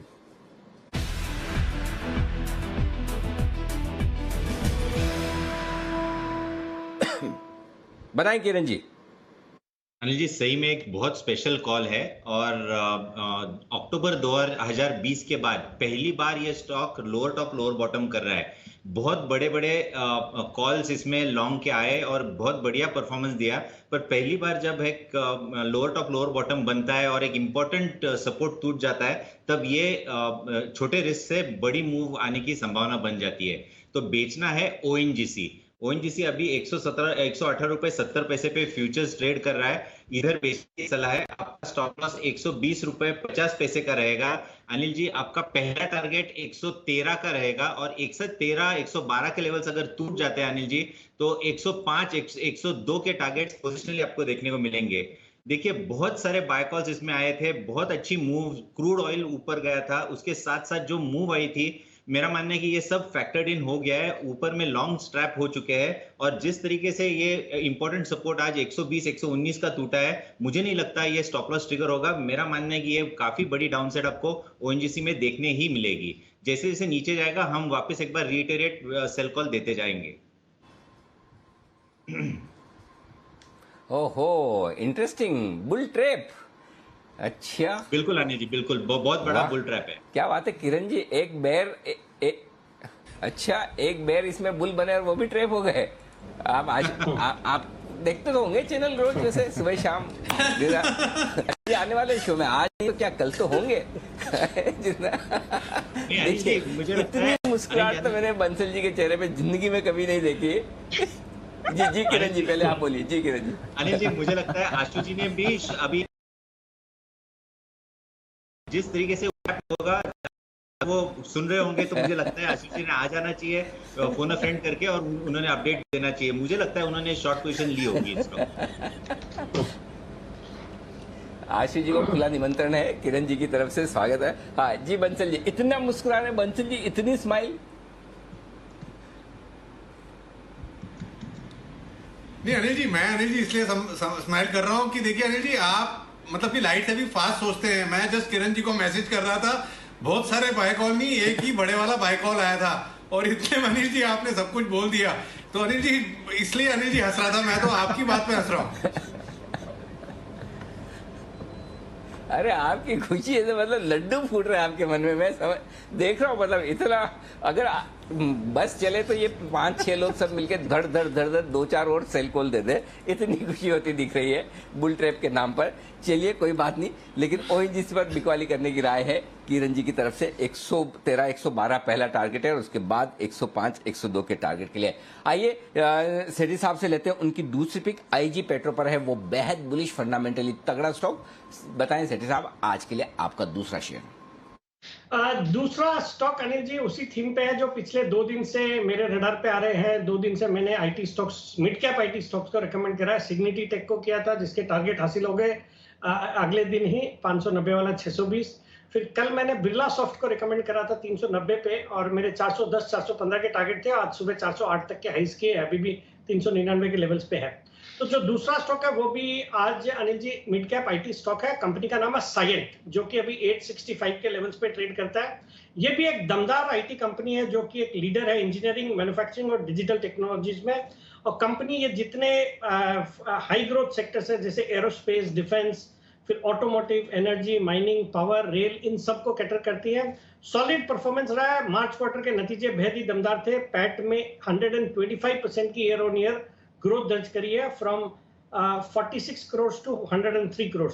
बाकी अनिल जी अच्छे रिटर्न रेशियोज है और डेट इक्विटी रेशियो 0.09 का है। मुझे लगता है जिस तरह से मिड कैप आईटी स्टॉक्स में एक फोकस है बाजार का और चल रहे हैं, ये स्टॉक भी यहाँ से अच्छा कर सकता है। तो इस पे खरीदारी करने की सलाह। और मेरा इसमें शॉर्ट टर्म में टारगेट है 890 का, स्टॉप लॉस रखना है 850 का। ओके, तो मिड कैप आईटी जबरदस्त एक्शन बना हुआ है। 850। अच्छा, अरे इस पर एक मिनट दीप एक मिनट इस पर एक सेठी साहब से एक राय और लेनी है। सेठी साहब, कल ही एक खबर आई है, कल देर शाम यूनाइटेड एयरलाइंस ने 270 नए प्लेन खरीदने का ऑर्डर दिया है बोइंग को, एयरबस को। बोइंग और एयरबस दोनों से ये प्लेन खरीदेंगे। समझा ये जा रहा है कि साइंट को इसका बड़ा फायदा होगा, तो क्या इससे कोई कनेक्शन साइन का भी बनेगा और क्या इनको ऑर्डर मिलने की, इनको बिजनेस मिलने की संभावना है? क्योंकि इसके लिए माना जा रहा है कि इनको फायदा होगा। तो ये भी एक खबर है, कल देर शाम आई है। डेफिनेटली अनिल जी, ये चूंकि कंपनी एरोस्पेस के सेगमेंट में भी काम करती है तो डेफिनेटली इसका फायदा इसको हो सकता है, और अगर वहां से ऑर्डर्स मिलते हैं तो बहुत ही अच्छा होगा। और बाकी भी ऐसे भी कंपनी का परफॉर्मेंस अच्छा रहा है तो I am bullish on the stock, और इस खबर से मुझे लगता है और स्टॉक में एक अच्छी तेजी बननी चाहिए।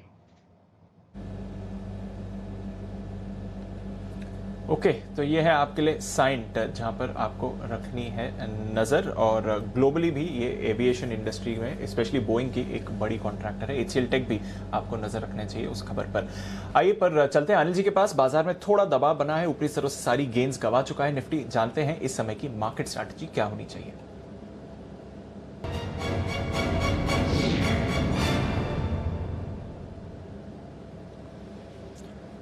सर, डाउ फ्यूचर्स पर डेफिनेटली दबाव बनते हुए दिख रहा है। 125 अंक नीचे डाउ फ्यूचर्स हैं इस समय। नैस्डैक फ्यूचर्स की बात करें तो वहां पर इतनी भारी गिरावट नहीं है, मामूली सी गिरावट है। बट यूरोप में अब हम गिरावट बढ़ते हुए देख रहे हैं। तो जहां थोड़ी देर पहले 0.5% से 1% नीचे थे यूरोप के बाजार, वहां से और फिसलते हुए दिखे हैं। लगभग 1.25% की गिरावट आपको यूरोप में आ रही है। बट सरप्राइजिंगली कच्चा तेल होल्ड आउट कर रहा है। सोने पर हल्का सा दबाव है। एशिया की बात करें तो हांगकांग जरूर 150 अंक फिसल कर बंद हुआ। चाइना के बाजार पॉजिटिव क्लोज हुए थे।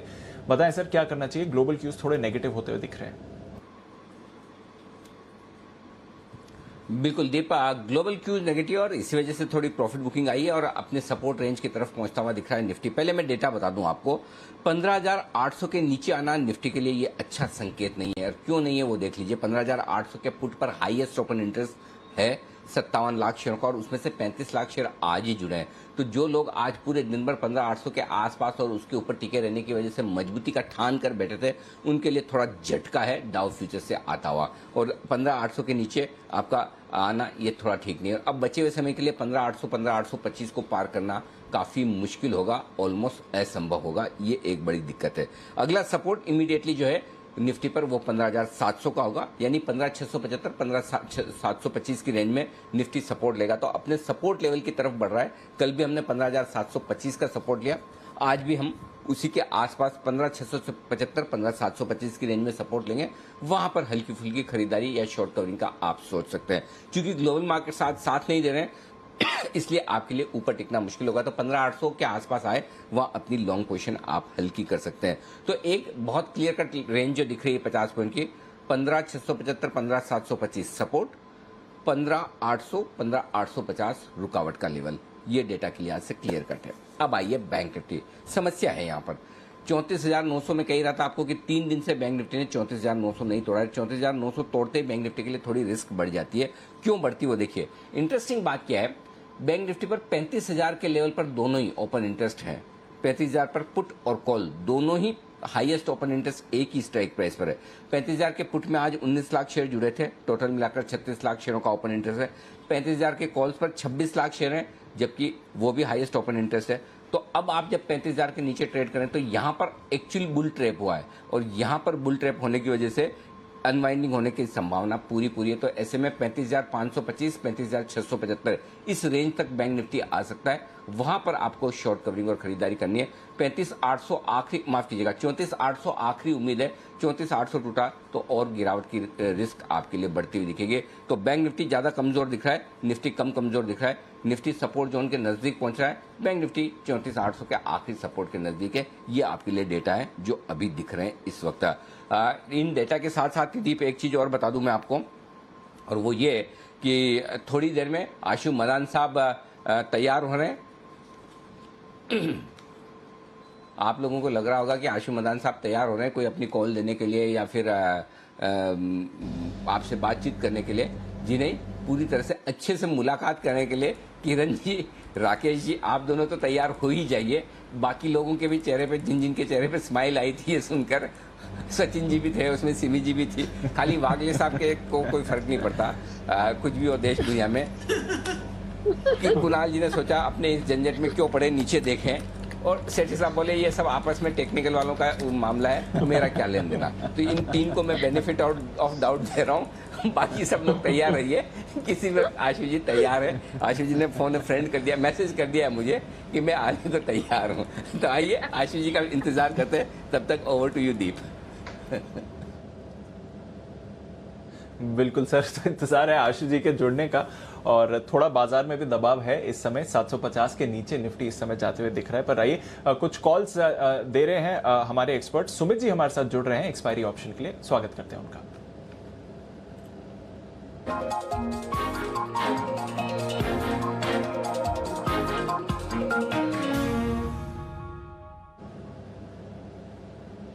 गुड आफ्टरनून सुमित जी, बताएं सर।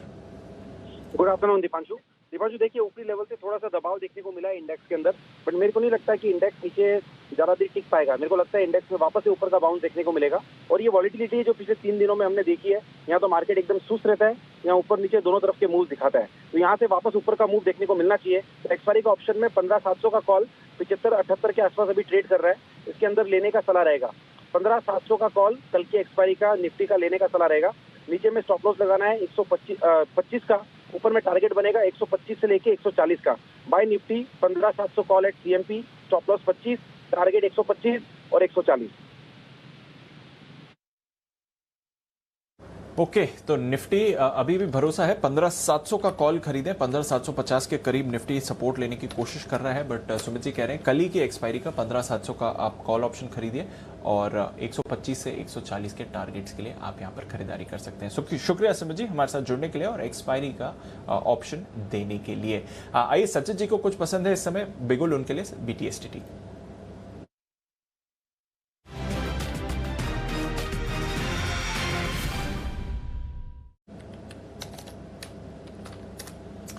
बताएं सचिन जी।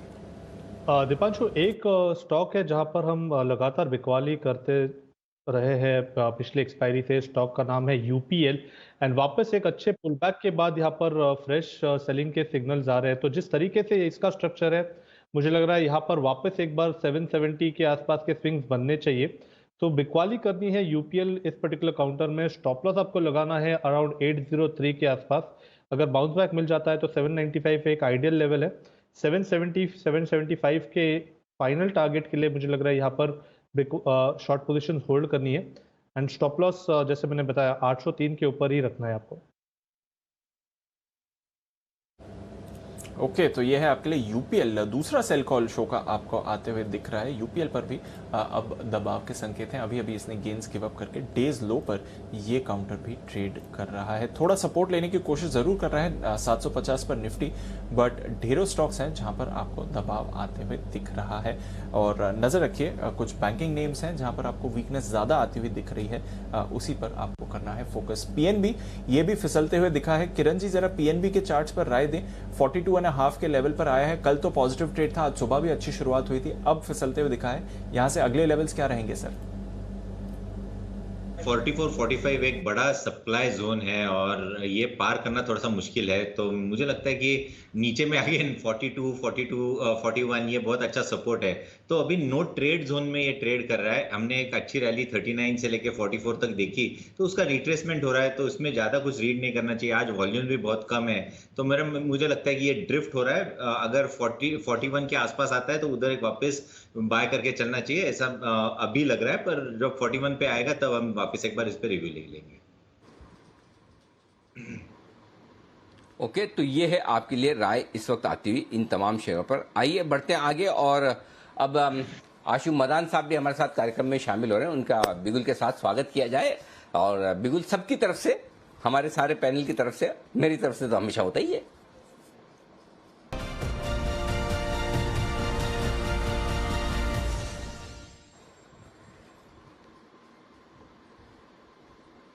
आशु सर, एक सीधा साधा मासूम सा सवाल जो है वो ये है कि क्या ONGC में बुल कॉल देने वाले बेयर मंदरियों के सरगना ट्रैप हो चुके हैं, ये हम जानना चाहते हैं।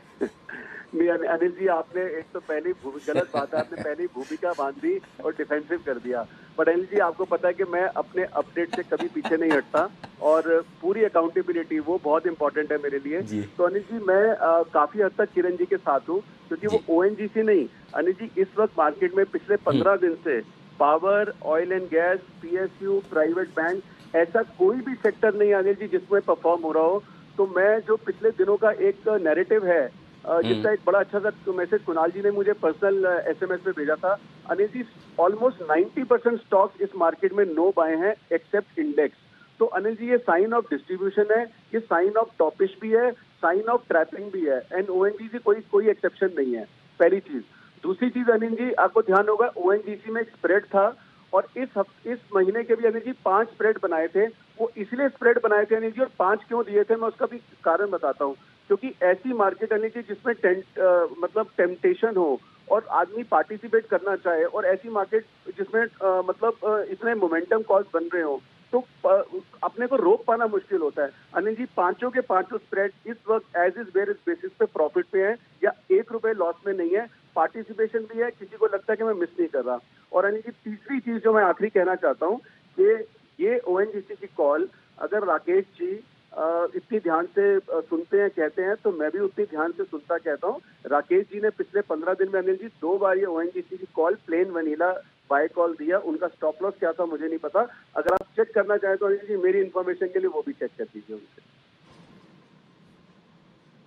ना ठीक बात है, ये तो मजाक की बात है। बाकी चूंकि किरण जी ने कॉल दिया तो मुझे याद आया, तो और किरण जी ने कहा भी कि शायद आशु जी इस बात से सहमत होंगे, तो जी नहीं, जी बिल्कुल ठीक बात है। मैं ओएनजीसी की बात नहीं कर रहा हूँ, सारे स्टॉक्स में अनिल जी, ओएनजीसी नहीं, सारे स्टॉक्स में मैंने बताया, हमने सुबह अपने क्लाइंट्स को ये मैसेज किया और बहुत लंबा कि ये साइंस ऑफ डिस्ट्रीब्यूशन है, और यानी across the sectors Anil ji, across the sector कोई भी स्टॉक, मतलब 2-5% स्टॉक्स को छोड़ दीजिए, 90% स्टॉक्स हैं जिसमें सब ट्रैप हो रहे हैं, कुछ भी नहीं चल रहा है। तो ये बहुत बड़ा साइन है जी, क्योंकि एक्चुअली क्या हम जितना मर्जी कहें दूर रहे, स्टे लाइट, वो स्टे लाइट हो नहीं पाता।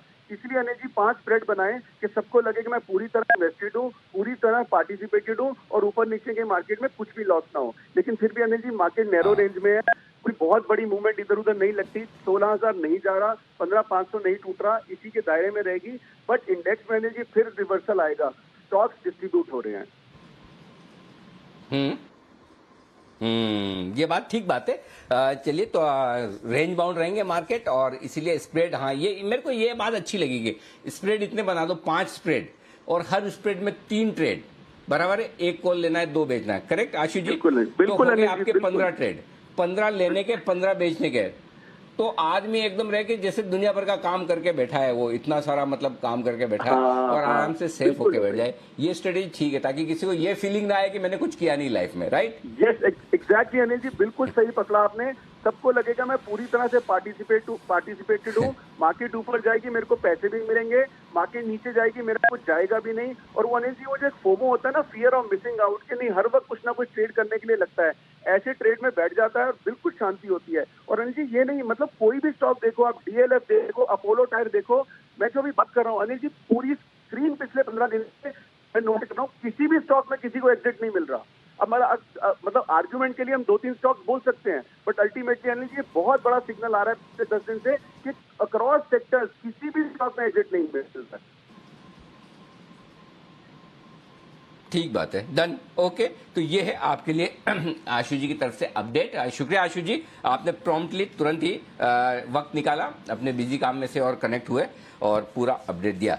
आइए एक और स्टॉक जिस पर राय लेनी है बंसल जी से। बंसल जी, डिशमैन कार्बोजन कल आपने स्पेशल पिक के तौर पर दिया था, स्टॉक थोड़ा एक्शन में आता दिख रहा, थोड़ा नहीं ज्यादा। कल 215 रुपए में डिशमैन कार्बोजन ये रिकमेंडेशन लिस्ट में आया था, 235 के टारगेट थे। जरा एक बार देखिए, मैंने थोड़ी देर पहले नजर पड़ी थी, तो स्टॉक मजबूती के साथ आगे बढ़ने की कोशिश कर रहा है, अभी पिछले कुछ मिनटों में भागा है। जरा अपडेट दीजिए एक बार। अनिल जी बढ़िया स्टॉक है अनिल जी, कल स्पेशल पिक में था, डेज हाइस पे चल रहा है, तो जिन्होंने ले रखा है होल्ड करें, इसको मिस नहीं करना चाहिए अनिल जी। कल भी बताया था, टेक्निकली फंडामेंटली दोनों तरीके से टर्न अराउंड कैंडिडेट है, और देखिए गिरते बाजार में भी स्टॉक चल रहा है, तो डिलीवरी वाला स्टॉक है, बाय एंड होल्ड की राय है। और दूसरा अनिल जी कहा, मतलब कि अनिल जी मैं तो सिर्फ मुस्कुराया था कुणाल जी वो किरण जी के स्टेटमेंट पर, और मुस्कुराया भी इसलिए था क्योंकि अनिल जी मेरे तो वैक्सीनेशन हो रखा है और जो वैक्सीन हुआ है वो सुनने में आ रहा है डेल्टा वेरिएंट के अगेंस्ट काम कर रहा है। मैं तो सुबह से मुस्कुरा रहा हूं। और अनिल जी कहां फंसा दिया आपने मेरे को।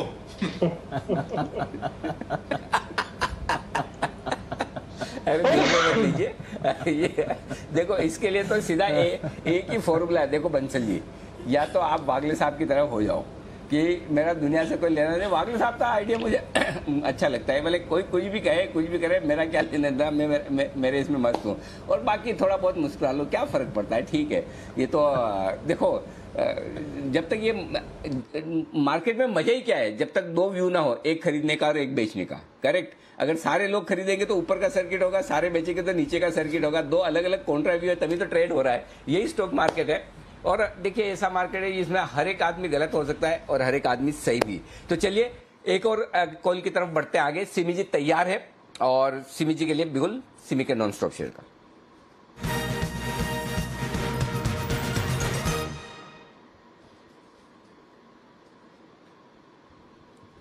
बताएं सिमी जी। अनिल, जो बाइक करने का सोचता है ना, वो मार्केट को नहीं देखता है, सिर्फ स्टॉक को ही देखता है और स्टॉक को ही देख के खरीद लेता है। मैंने पहले जेके पेपर दिया था आज, और अभी मैं दूसरा एक पेपर कंपनी दे रही हूँ, वेस्ट कोस्ट पेपर्स। मार्केट के साथ कोई रिलेशन नहीं है, स्टॉक ऐसे ही जाएगा, भागेगा स्टॉक। यहाँ पे 260 सिर्फ क्रॉस करने दीजिए। अभी 255 का भाव है, 252 के आसपास मैंने देखा था। ये स्टॉक जब भागेगा, 260 जब क्रॉस करेगा, तब 278 का मिनिमम टारगेट, 290 का दूसरा टारगेट और 310 का तीसरा टारगेट के लिए ये स्टॉक तैयार है। 240 का एक स्ट्रिक्ट स्टॉप लॉस लगाइए, क्योंकि मैंने बहुत ही बड़े बड़े टारगेट दिए हैं। और ये स्टॉक बहुत ही उम्दा स्टॉक है, और ये करंट लेवल पर भी खरीदा जा सकता है, बढ़ चुका है, फिर भी खरीदिए। मुझे लगता है ओवरवेट होके ही खरीदिए। स्टॉक 290 से 300 के ओर जाने वाला है। स्टॉक का स्टॉप लॉस होगा 240, क्लोजिंग बेसिस फॉलो करना पड़ेगा। ओके, तो वेस्ट कोस्ट पेपर यहां पर रखनी है नजर। इंडेक्स पर आप जरूर कंसोलिडेशन देख रहे हैं, बट स्टॉक स्पेसिफिक मूव्स भरपूर आपको आती हुई दिख रही हैं। और आज एक सेक्टर जो आउट परफॉर्म कर रहा है, पावर स्टॉक्स। चुनिंदा पावर कंपनीज में जबरदस्त एक्शन आपको आते हुए दिख रहा है, और पावर से जुड़े सेक्टर, जो पावर एंसिलरी सेक्टर्स हैं, वहां पर भी एक्शन आपको बनते हुए दिख रहा है। आइए, वरुण तैयार है हमारे साथ बताने के लिए कि पावर सेक्टर में तेजी की वजह क्या है, या क्यों आ रहा है पावर सेक्टर फोकस में। बताएं वरुण। देखिए दीप, आपको याद होगा कि इस बार के बजट में वित्त मंत्री ने 3 लाख करोड़ के आसपास के पावर डिस्ट्रीब्यूशन स्कीम जो है उसको अप्रूवल दिया था, और कहा था कि जल्द ये स्कीम जो है वो लागू भी हो जाएगी। और माना जा रहा है कि आज कैबिनेट का इसको अप्रूवल मिल चुका है, और थोड़ी देर में इसका फॉर्मल अनाउंसमेंट जो है वो भी आपको होता हुआ दिखाई देगा। इस 3 लाख करोड़ में से करीब 98,000 करोड़ के आसपास का हिस्सा जो है वो दरअसल सरकार का, सेंट्रल सरकार का रहने वाला है। बाकी स्टेट्स या बाकी जो है हिस्सा है बाकियों का होगा। अब दरअसल देखिए, ये स्कीम क्या थी। ये 5 साल की वैसे तो स्कीम थी, और परफॉर्मेंस बेस्ड स्कीम थी। ये स्कीम जो है वो थी। इस स्कीम के तहत सरकार दरअसल काफ़ी हद तक जो इंफ्रास्ट्रक्चर के ऊपर फोकस करना चाहती थी, और जो सिस्टम है उसको अपग्रेड करने पे फोकस करना चाहती थी। इसके लिए सरकार ने कुछ शर्तें भी रखी थी। अगर आपको इस स्कीम के लिए एलिजिबल होना है तो उन शर्तों को भी मानना पड़ेगा। जैसे कि कुछ क्राइटेरिया थे, जिसमें कि काफ़ी हद तक आपके जो अकाउंट्स रहने चाहिए वो ऑडिटेड रहने चाहिए, राज्य सरकारों के पास आपका कोई बकाया नहीं रहना चाहिए। ऐसे काफ़ी सारे चीज़ें थी जो कि शर्त रखी गई थी, और इसी का फॉर्मल अनाउंसमेंट आज होने वाला है। इसमें सरकार चाहती क्या थी? सरकार दरअसल 25 करोड़ स्मार्ट मीटर्स लगाना चाहती थी, 10,000 फीडर्स, 4 लाख किलोमीटर के आसपास के हाई टेंशन, लो टेंशन ओवरलोड लाइंस जो है वो लगाने का प्रस्ताव यहाँ रखा गया था। तो कहीं ना कहीं ये ओवरऑल डिस्कॉम्स या फिर पावर सेक्टर जो है उसके बड़े रिफॉर्म के तरफ ये कदम जो है वो उठाया गया था। बजट में इसका ऐलान किया गया था। अब इसको फॉर्मल अप्रूवल मिलेगा। इसके लिए आप देख रहे हैं कि काफ़ी सारे पावर और पावर रिलेटेड स्टॉक्स, जैसे कि एबीबी पावर हो गया, बीएचईएल हो गया, जीनस पावर जो कि मीटर लगाने का काम करती है, स्मार्ट मीटर लगाने का काम करती है, इन सभी स्टॉक्स में इसके चलते आपको तेजी देखने मिल रही है। सिर्फ ये ही नहीं, आरईसी पीएफसी को भी इसका बड़ा फायदा मिलेगा, क्योंकि जाहिर सी बातें बोरोइंग करेंगे और कहीं ना कहीं डिस्ट्रीब्यूशन कंपनीज या फिर डिस्कॉम्स को वो पैसे देंगे, तो उसके चलते उनकी बुक्स भी बढ़ेगी। इसके लिए इन स्टॉक्स में भी आज आपको तेजी देखने मिल रही है।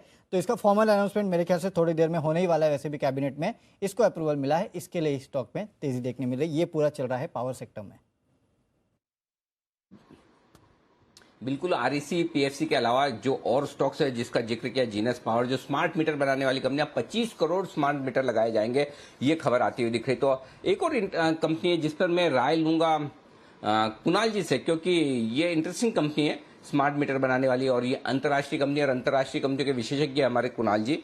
स्नाइडर इलेक्ट्रिक 8% ये स्टॉक भी मजबूत है। स्नाइडर इलेक्ट्रिक ये कंपनी भी स्मार्ट मीटर बनाने का कारोबार करती है और मेरे ख्याल से आई एम श्योर विकास सेठी साहब की रिकमेंडेशन लिस्ट में भी ये रहा है स्टॉक। सेठी साहब पहले आप अपनी राय दें स्नाइडर इलेक्ट्रिक पर और उसके बाद चार्ट पर राय लेता हूं मैं कुणाल जी से। नहीं बिल्कुल अनिल जी, ये स्टॉक भी एक दमदार स्टॉक है। निचले लेवल्स पे मैंने रिकमेंड किया हुआ है 2-3 बार, बट अभी जो खबरें आ रही है, जो वरुण ने आज अभी खबर दी है और जो आज बाजार बंद होने के बाद जिसका कैबिनेट मीटिंग के बाद पुष्टि होनी है, मुझे लगता है ये जितने पावर रिलेटेड इंफ्रास्ट्रक्चर वाले स्टॉक्स भी है उनमें भी एक दमदार तेजी होगी। और बिल्कुल जिन्होंने लिया हुआ है वो तो बिल्कुल बने रहे। आज स्टॉक ऑलरेडी 7-8% ऊपर है, बट मुझे लगता है इवन बीटीएसटी के लिहाज से भी इस स्टॉक को बिल्कुल कंसीडर करना चाहिए आज। ये स्टॉक में बढ़िया एक्शन बनता हुआ दिख रहा है। कुणाल जी चार्ट चेक कीजिए।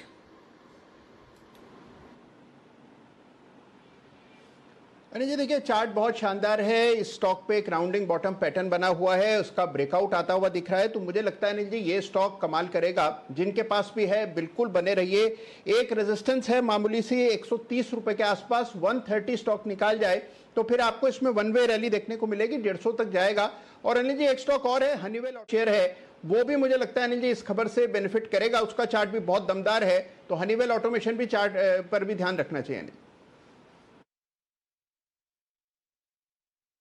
हनीवेल ऑटोमेशन इस पर रखे नजर। स्नाइडर इलेक्ट्रिक यहां पर रखे नजर। HPL electric, HBL power, genus power, कई सारे स्टॉक्स हैं जहां पर आपको मोमेंटम आते हुए दिख रहा है। इंतजार है कैबिनेट ब्रीफिंग का और वहां पर पावर से जुड़ी ये घोषणा हो सकती है, तो नजर बनी हुई है हमारी वहां पर आइए सिमी जी की नजर कहां पर है इस पर भी जानकारी लेते हैं उनसे। बिगुल सिमी के नॉन स्टॉप।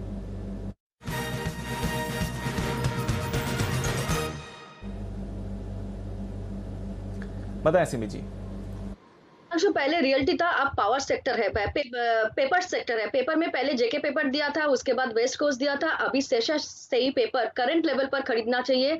200 के ऊपर आ चुका है, 190 के ऊपर इसका ब्रेकआउट आ रहा था, 10 रुपया बताने में बढ़ गया।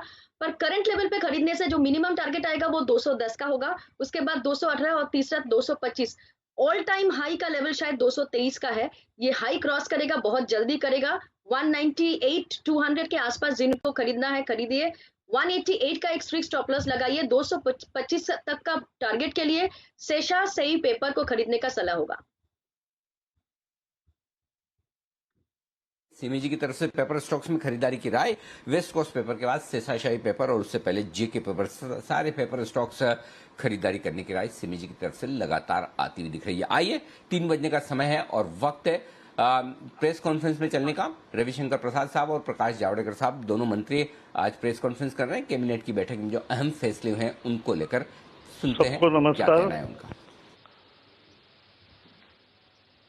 प्रधानमंत्री की अध्यक्षता में हुई आज की कैबिनेट बैठक में अनेक महत्वपूर्ण निर्णय लिए गए। 2 दिन पहले एक बड़ा निर्णय घोषित किया था वित्त मंत्री निर्मला सीतारमण जी ने कि जिनको कोविड के चलते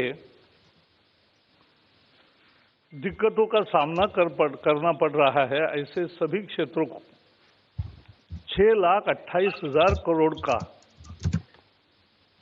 मदद का एक पूरा खाका उन्होंने बताया था। आज मुझे खुशी है कि 2 दिन हुए और कैबिनेट ने आज उसको अप्रूवल भी दिया।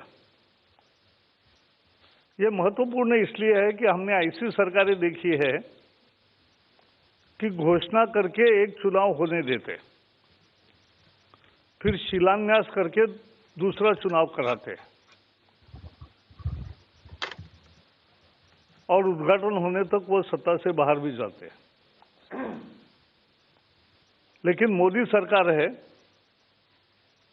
कि जो बोलते हैं वो करते हैं और तुरंत करते हैं। तो ये भी एक महत्वपूर्ण पहलू है सुशासन का। जैसे आपको मालूम है कि 2,60,000 के एक लोन गारंटी स्कीम एक कोविड अफेक्टेड सेक्टर्स को मदद करने के लिए, और दूसरी इमरजेंसी क्रेडिट लाइन जो पहले ही 2,70,000 करोड़ के लोन सैंक्शन हो गए हैं, इसमें और 1,50,000 जोड़ रहे हैं, और ब्याज का दर 7% से 8% तक रहेगा, 8.25। और सबसे विशेष बात यह है कि अब बैंक या वित्तीय संस्था जो लोन्स देंगे उसको गारंटी सरकार दे रही। जैसे आपको पता है कि पिछले साल 8 महीने 80 करोड़ गरीबों को प्रति महीने 5 किलो के हिसाब से 40 किलो अनाज मुफ्त दिया था। इस बार सरकार ने फैसला किया है जून से नवंबर तक 6 महीने, मई से नवंबर तक 6 महीने मुफ्त अनाज मिलेगा 80 करोड़ लोगों को, यानी ये 30 किलो होगा। किसी देश में 70 किलो अनाज प्रति व्यक्ति इस कोविड काल में आना गरीब के लिए बहुत महत्वपूर्ण मदद है। उसके लिए 93,000 करोड़ रुपए उसमें घोषित किया है। जो किसानों के लिए विश्व भर में जो पौष्टिक खाद होता है, डीएपी और पीएनके, उसके दाम बढ़े, लेकिन भारत के किसान को दाम नहीं बढ़ने चाहिए। इसलिए एक नया कार्यक्रम किया मोदी सरकार ने और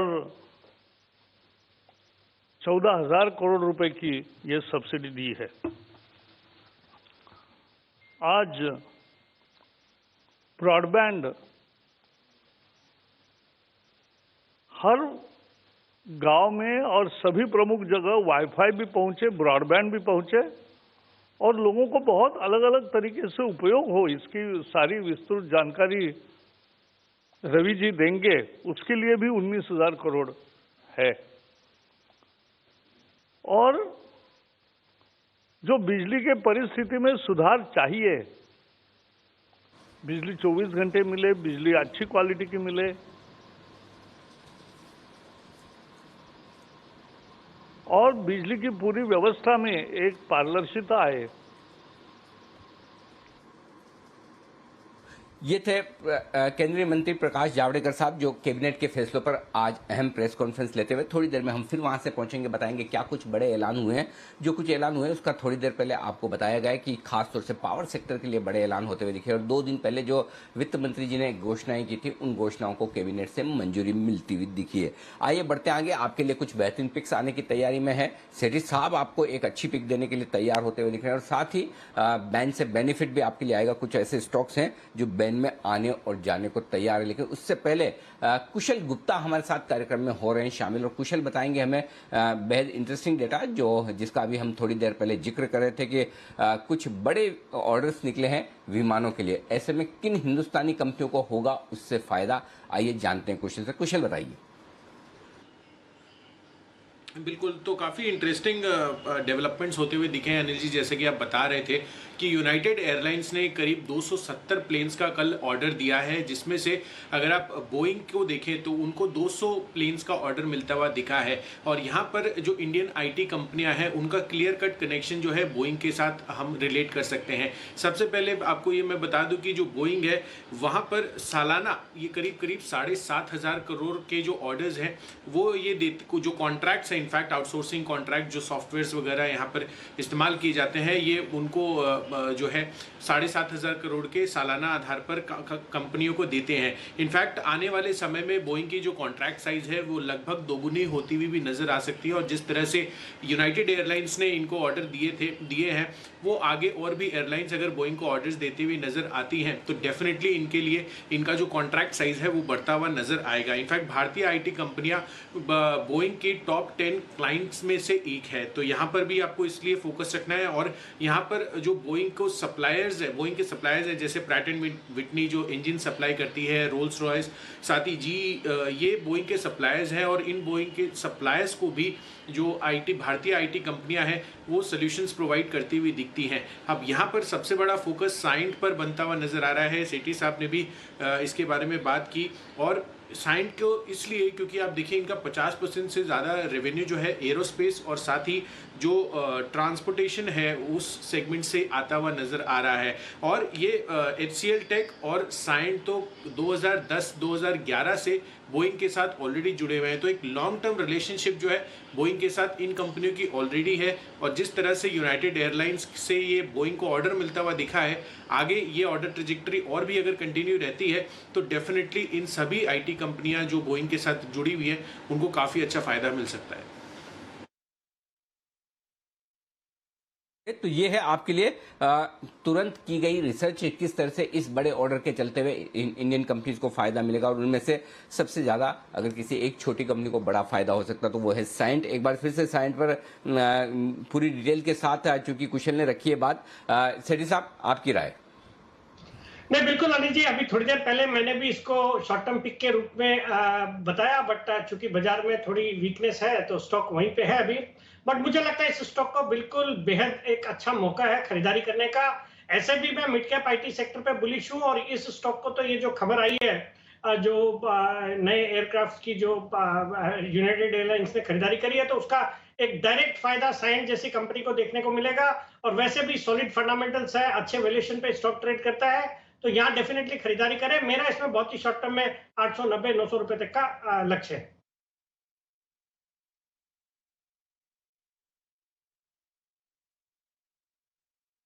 तो ये है आपके लिए साइंट पर राय आती हुई सेठी साहब की तरफ से। ये है वो स्टॉक जो एक्शन में भरपूर है आज भी आपके लिए। आइए बढ़ते आगे, और सेठी साहब तैयार है अपनी एक और पिक के साथ। तो आज चूंकि सेठी साहब हमारे साथ लाइव है और एक एडिशनल पिक देने के लिए तैयार है, तो बिल्कुल सेठी साहब के लिए।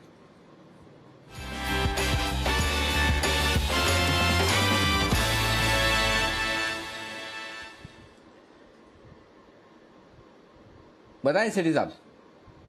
बिल्कुल अनिल जी, जो एक और स्टॉक अभी रडार पे आ रहा है और जो खरीदारी करनी है, BTST करना है, उसमें आज खरीद के जाना है कल के लिए। मुझे लगता है आज NCC को खरीदना चाहिए। 86 रुपए के लेवल पे ये ट्रेड करता है। इस स्टॉक को मैंने 3-4 दिन पहले भी करंट लेवल्स के आसपास ही 85 के आसपास ही रिकमेंड करा था।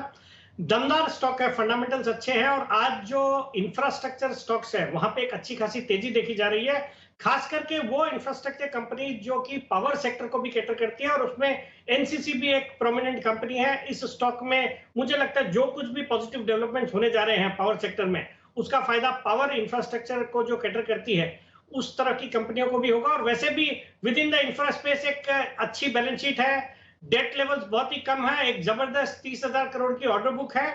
स्टॉक पे मैं बुलिश हूं, और मुझे लगता है इस स्टॉक में बहुत ही शॉर्ट टर्म में 95 रुपए तक के लेवल्स देखे जा सकते हैं। 80 रुपए का स्टॉप लॉस सकता है, तो इस स्टॉक को कल के लिए BTST के लिए मेरी कॉल रहेगी। से एक और शॉर्ट टर्म पिक आपके लिए NCC, इस पर खरीदारी 95 के टारगेट्स आते हुए दिख सकते हैं। चलिए, ये रही NCC की बात। इरकॉन के नतीजे भी आपको आते हुए दिख रहे हैं। मुनाफा 115 करोड़ से बढ़कर 170 करोड़ का आते हुए दिख रहा है। कुणाल जी, आप चार्ट्स पुल अप करिए। इरकॉन, इसके नतीजे आते हुए दिख रहे हैं। रेलवे स्टॉक्स पिछले कुछ दिनों से फोकस में रहे हैं, लगातार एक एक करके इनके नतीजे आते हुए दिखे। जैन साहब ने इसी पिछले हफ्ते जेम्स में भी इसके बारे में बात करी थी। इरकॉन मुनाफे का फिगर तो अच्छा आते हुए दिख रहा है। 115 करोड़ से मुनाफा इनका बढ़कर आया है 170 करोड़ रुपए का। इरकॉन यहां पर आपको एक्शन दिख रहा है। आय की बात करें, 1873 करोड़ से बढ़कर 2422 करोड़ की आय आई है। तो आय में भी आपने अच्छी बढ़त देखी है, मुनाफे में भी अच्छी बढ़त है, स्टॉक भी थोड़ा रिएक्ट कर रहा है। कुणाल जी, चार्ट्स पर इरकॉन कैसा दिखता है सर?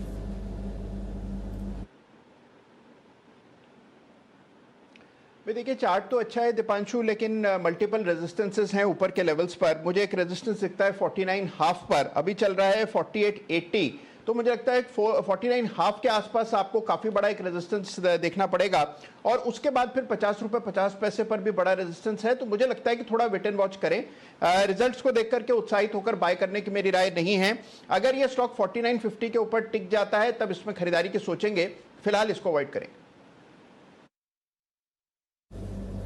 ठीक है, फिलहाल अवॉइड करेंगे क्योंकि रेजिस्टेंसेज हैं, बट नतीजे अच्छे हैं। आय और मुनाफे में अच्छी बढ़त है। कामकाजी मुनाफा भी 155 करोड़ से बढ़कर 205 करोड़ का आया है। मार्जिन्स 8.3% से सुधरकर 8.5% के रहे हैं। इरकॉन अच्छे नतीजे पेश करते हुए। आइए स्वागत करते हैं सुमित जी का दोबारा, इस समय कैश के ऑप्शन के लिए।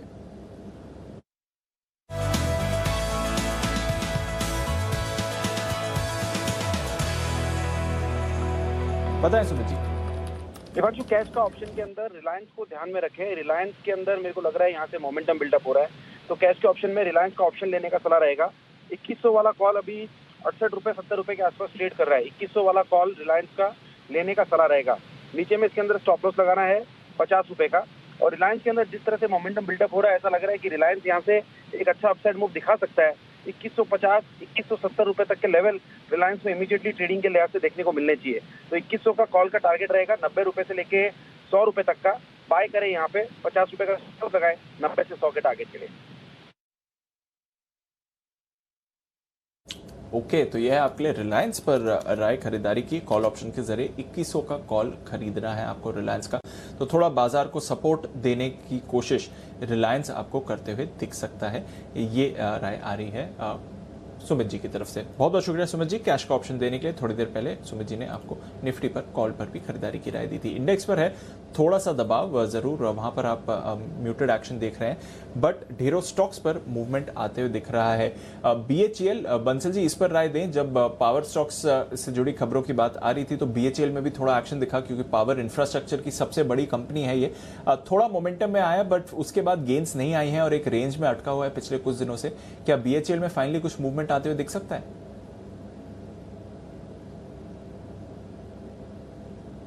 दिपांशु, नतीजों के बाद से स्टॉक में एक सेलिंग प्रेशर था और रेंज में फंसा हुआ है। बिल्कुल आपने राइटली मेंशन करा, तो लेवल्स पे नजर रखनी है।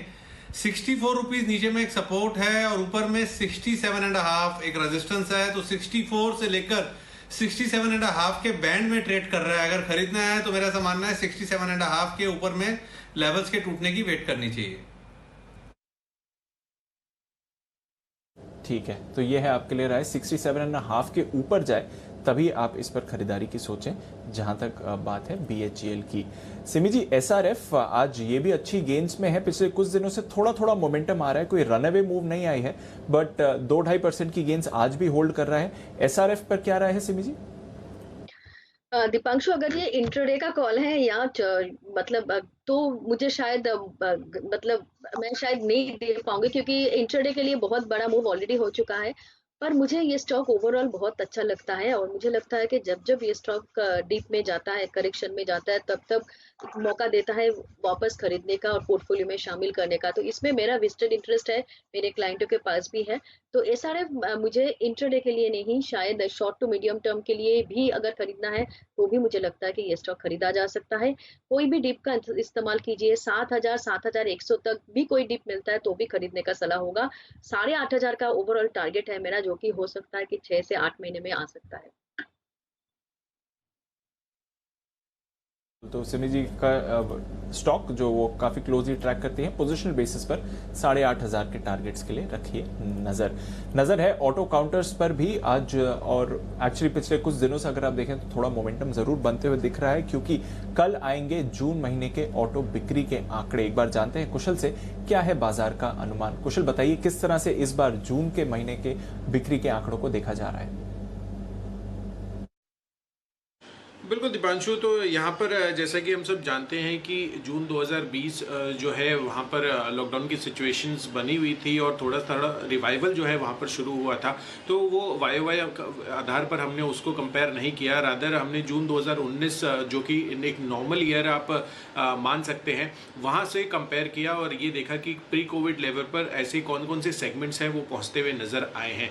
तो यहाँ पर हमने ऑब्जर्व किया कि पैसेंजर व्हीकल्स और साथ ही जो ट्रैक्टर सेगमेंट है, इन दोनों की तरफ से जो है बेहतर साइड पर प्रदर्शन हमें देखने को मिल सकता है जून महीने में। साथ ही जो टू व्हीलर सेगमेंट है वो भी लगभग प्री कोविड लेवल्स पर पहुंचता हुआ नजर आएगा। इनफैक्ट अगर आप देखें तो जो Q2 FY22 है जो आने वाला है, उसके अंत तक जो है CV की रिकवरी हम एक्सपेक्ट करके चल रहे हैं। तो स्पेसिफिकली अगर मैं पैसेंजर व्हीकल्स को देखूं तो मारुति सुजुकी यहाँ पर करीब 18% की बढ़त हमें देखने को मिल सकती है जून 2019 के मुकाबले। 1,46,906 यूनिट्स ये हमारा अनुमान है। साथ ही टाटा मोटर्स की जो डोमेस्टिक पैसेंजर व्हीकल्स है वहाँ पर काफ़ी बड़ा फोकस अब बनता जा रहा है। पिछले कुछ महीनों में दमदार प्रदर्शन जो है इस सेगमेंट में आती हुई दिख रही है कंपनी की तरफ से। तो 50% की ग्रोथ हम 2019 के लेवल से एक्सपेक्ट कर रहे हैं। और टू व्हीलर की तरफ नज़र डालें तो यहाँ पर सबसे बेहतर प्रदर्शन करीब 12% की गिरावट बजाज ऑटो में हमें देखने को मिल सकती है और 3,09,017 यूनिट्स ये कंपनी जो है बेचती हुई नजर आ सकती है जून महीने में। इसके अलावा अगर आप TVS मोटर्स और आइशर मोटर्स की जो रॉयल एनफील्ड सेगमेंट्स हैं वहाँ पर देखेंगे तो करीब 22% की फॉल हम एक्सपेक्ट करके चल रहे हैं। साथ ही कमर्शियल व्हीकल स्पेस आप देखिए, ये तमाम जो कंपनियां हैं VECV, इसके अलावा अशोक लेलैंड और टाटा मोटर्स, इन तीनों कंपनियों का 50 से 66% फॉल अभी भी है। यानी कि अगर आप प्री कोविड लेवल से कंपेयर करेंगे CV स्पेस में रिकवरी लगभग 40% की हुई है और अभी भी करीब 60% रिकवरी बाकी है। तो Q2 FY22 जैसे कि मैंने आपको बताया वहाँ पर आपको फोकस रखना होगा कि इस टाइम तक रिकवरी आ जानी चाहिए। और अंत में ट्रैक्टर स्पेस लगातार पिछले साल से ही यहाँ पर बेहतरीन प्रदर्शन आता हुआ दिख रहा है और जून 2019 के मुकाबले तो ये आउट परफॉर्म करते हुए नजर आएंगे करीब M&M की 10% गेन्स के साथ और साथ ही एस्कॉर्ट्स में 21% बढ़कर 10,851 यूनिट्स हो सकते हैं। तो पैसेंजर व्हीकल और ट्रैक्टर सेगमेंट जून महीने में अच्छा प्रदर्शन कर सकते हैं। यह है आपके लिए ऑटो सेल्स के आंकड़ों का पूर्वानुमान। ट्रैक्टर सेगमेंट में अच्छे प्रदर्शन की आप कर सकते हैं उम्मीद। बाजार कमजोर 15,700 के बेहद करीब पहुंचता हुआ निफ्टी और बैंक निफ्टी आपके लिए 250 अंकों के नुकसान के साथ 35,000 के नीचे 34,800 के भी नीचे।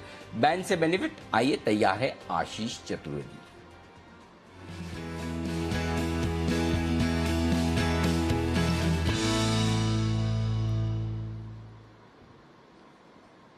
बताएं आशीष, बैंड में कोई बदलाव?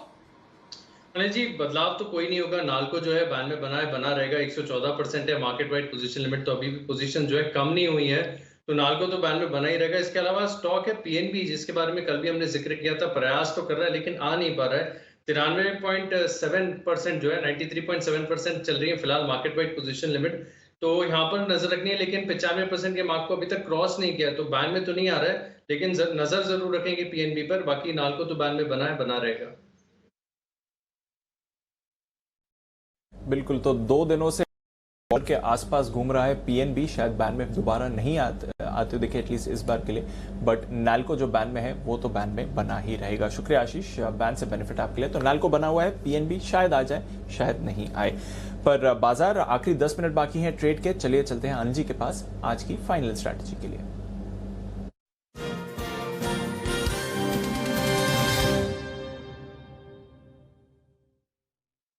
अनिल जी, थोड़ी रिकवरी हुई है डाउ फ्यूचर्स में। जब हमने आखिरी बार स्ट्रैटेजी ली थी तब 125 अंक नीचे थे, वहां से हल्के से रिकवर होकर आप देख रहे हैं कि अभी भी 80-85 अंक नीचे ही हैं। यूरोप में भी सुस्ती का माहौल बना हुआ है।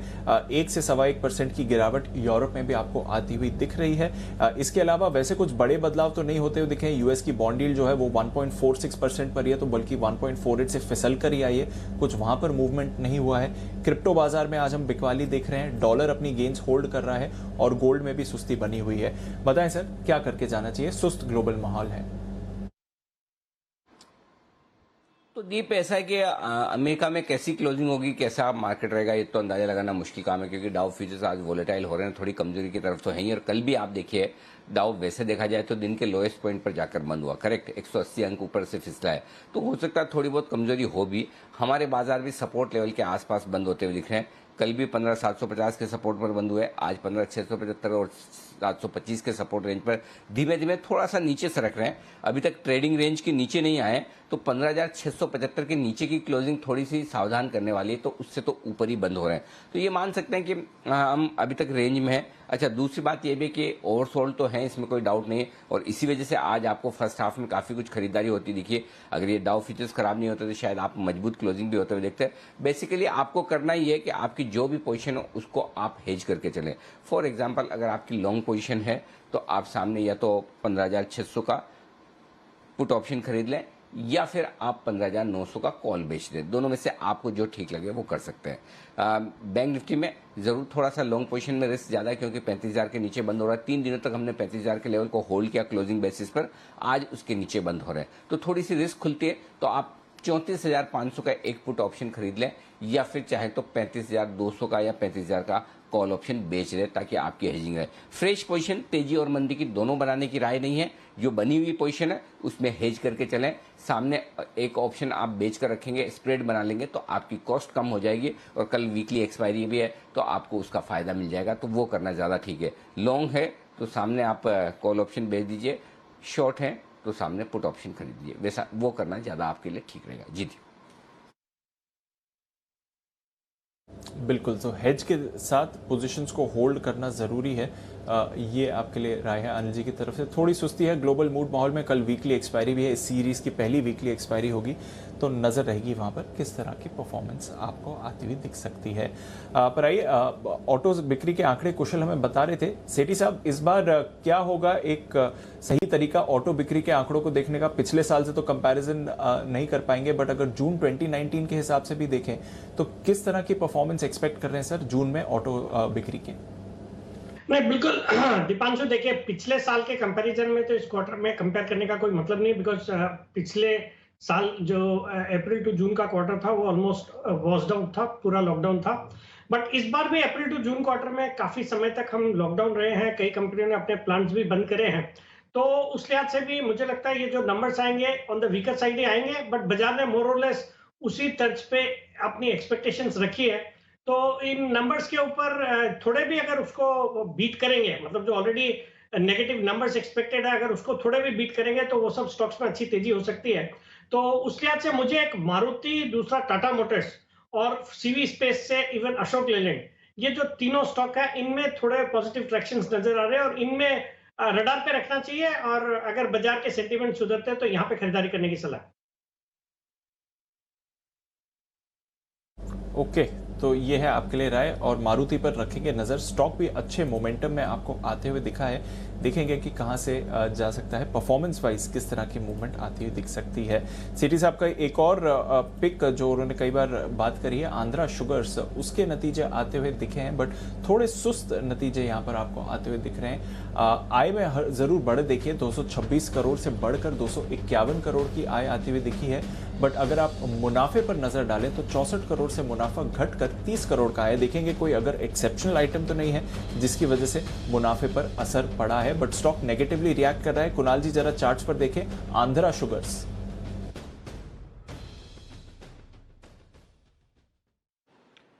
देखिए चार्ट बहुत अच्छा है दीपांशु, जिस तरह का चार्ट स्ट्रक्चर है ये स्टॉक लगातार बाजार को आउट परफॉर्म कर रहा है, क्लियर ब्रेकआउट आता हुआ दिख रहा है, और मुझे लगता है कि जो रनअप है उसके बाद अभी और इसमें अपसाइड बाकी है, तो इस काउंटर को इन स्तरों पर भी और डिप्स पर धीरे धीरे करके एक्यूमुलेट करें। मुझे लगता है कि स्टॉक में आपको 750 रुपए के लेवल्स आते हुए दिखेंगे, तो हर गिरावट में मेरी खरीदारी की राय। ओके, हर गिरावट खरीदारी की राय है। आंध्रा शुगर पर रखिए नजर, थोड़ा मुनाफे पर देखना पड़ेगा अगर कोई एडजस्टमेंट है कि नहीं। आइए एक कॉल सिमी जी की तरफ से, सिमी के नॉन स्टॉप शेयर्स।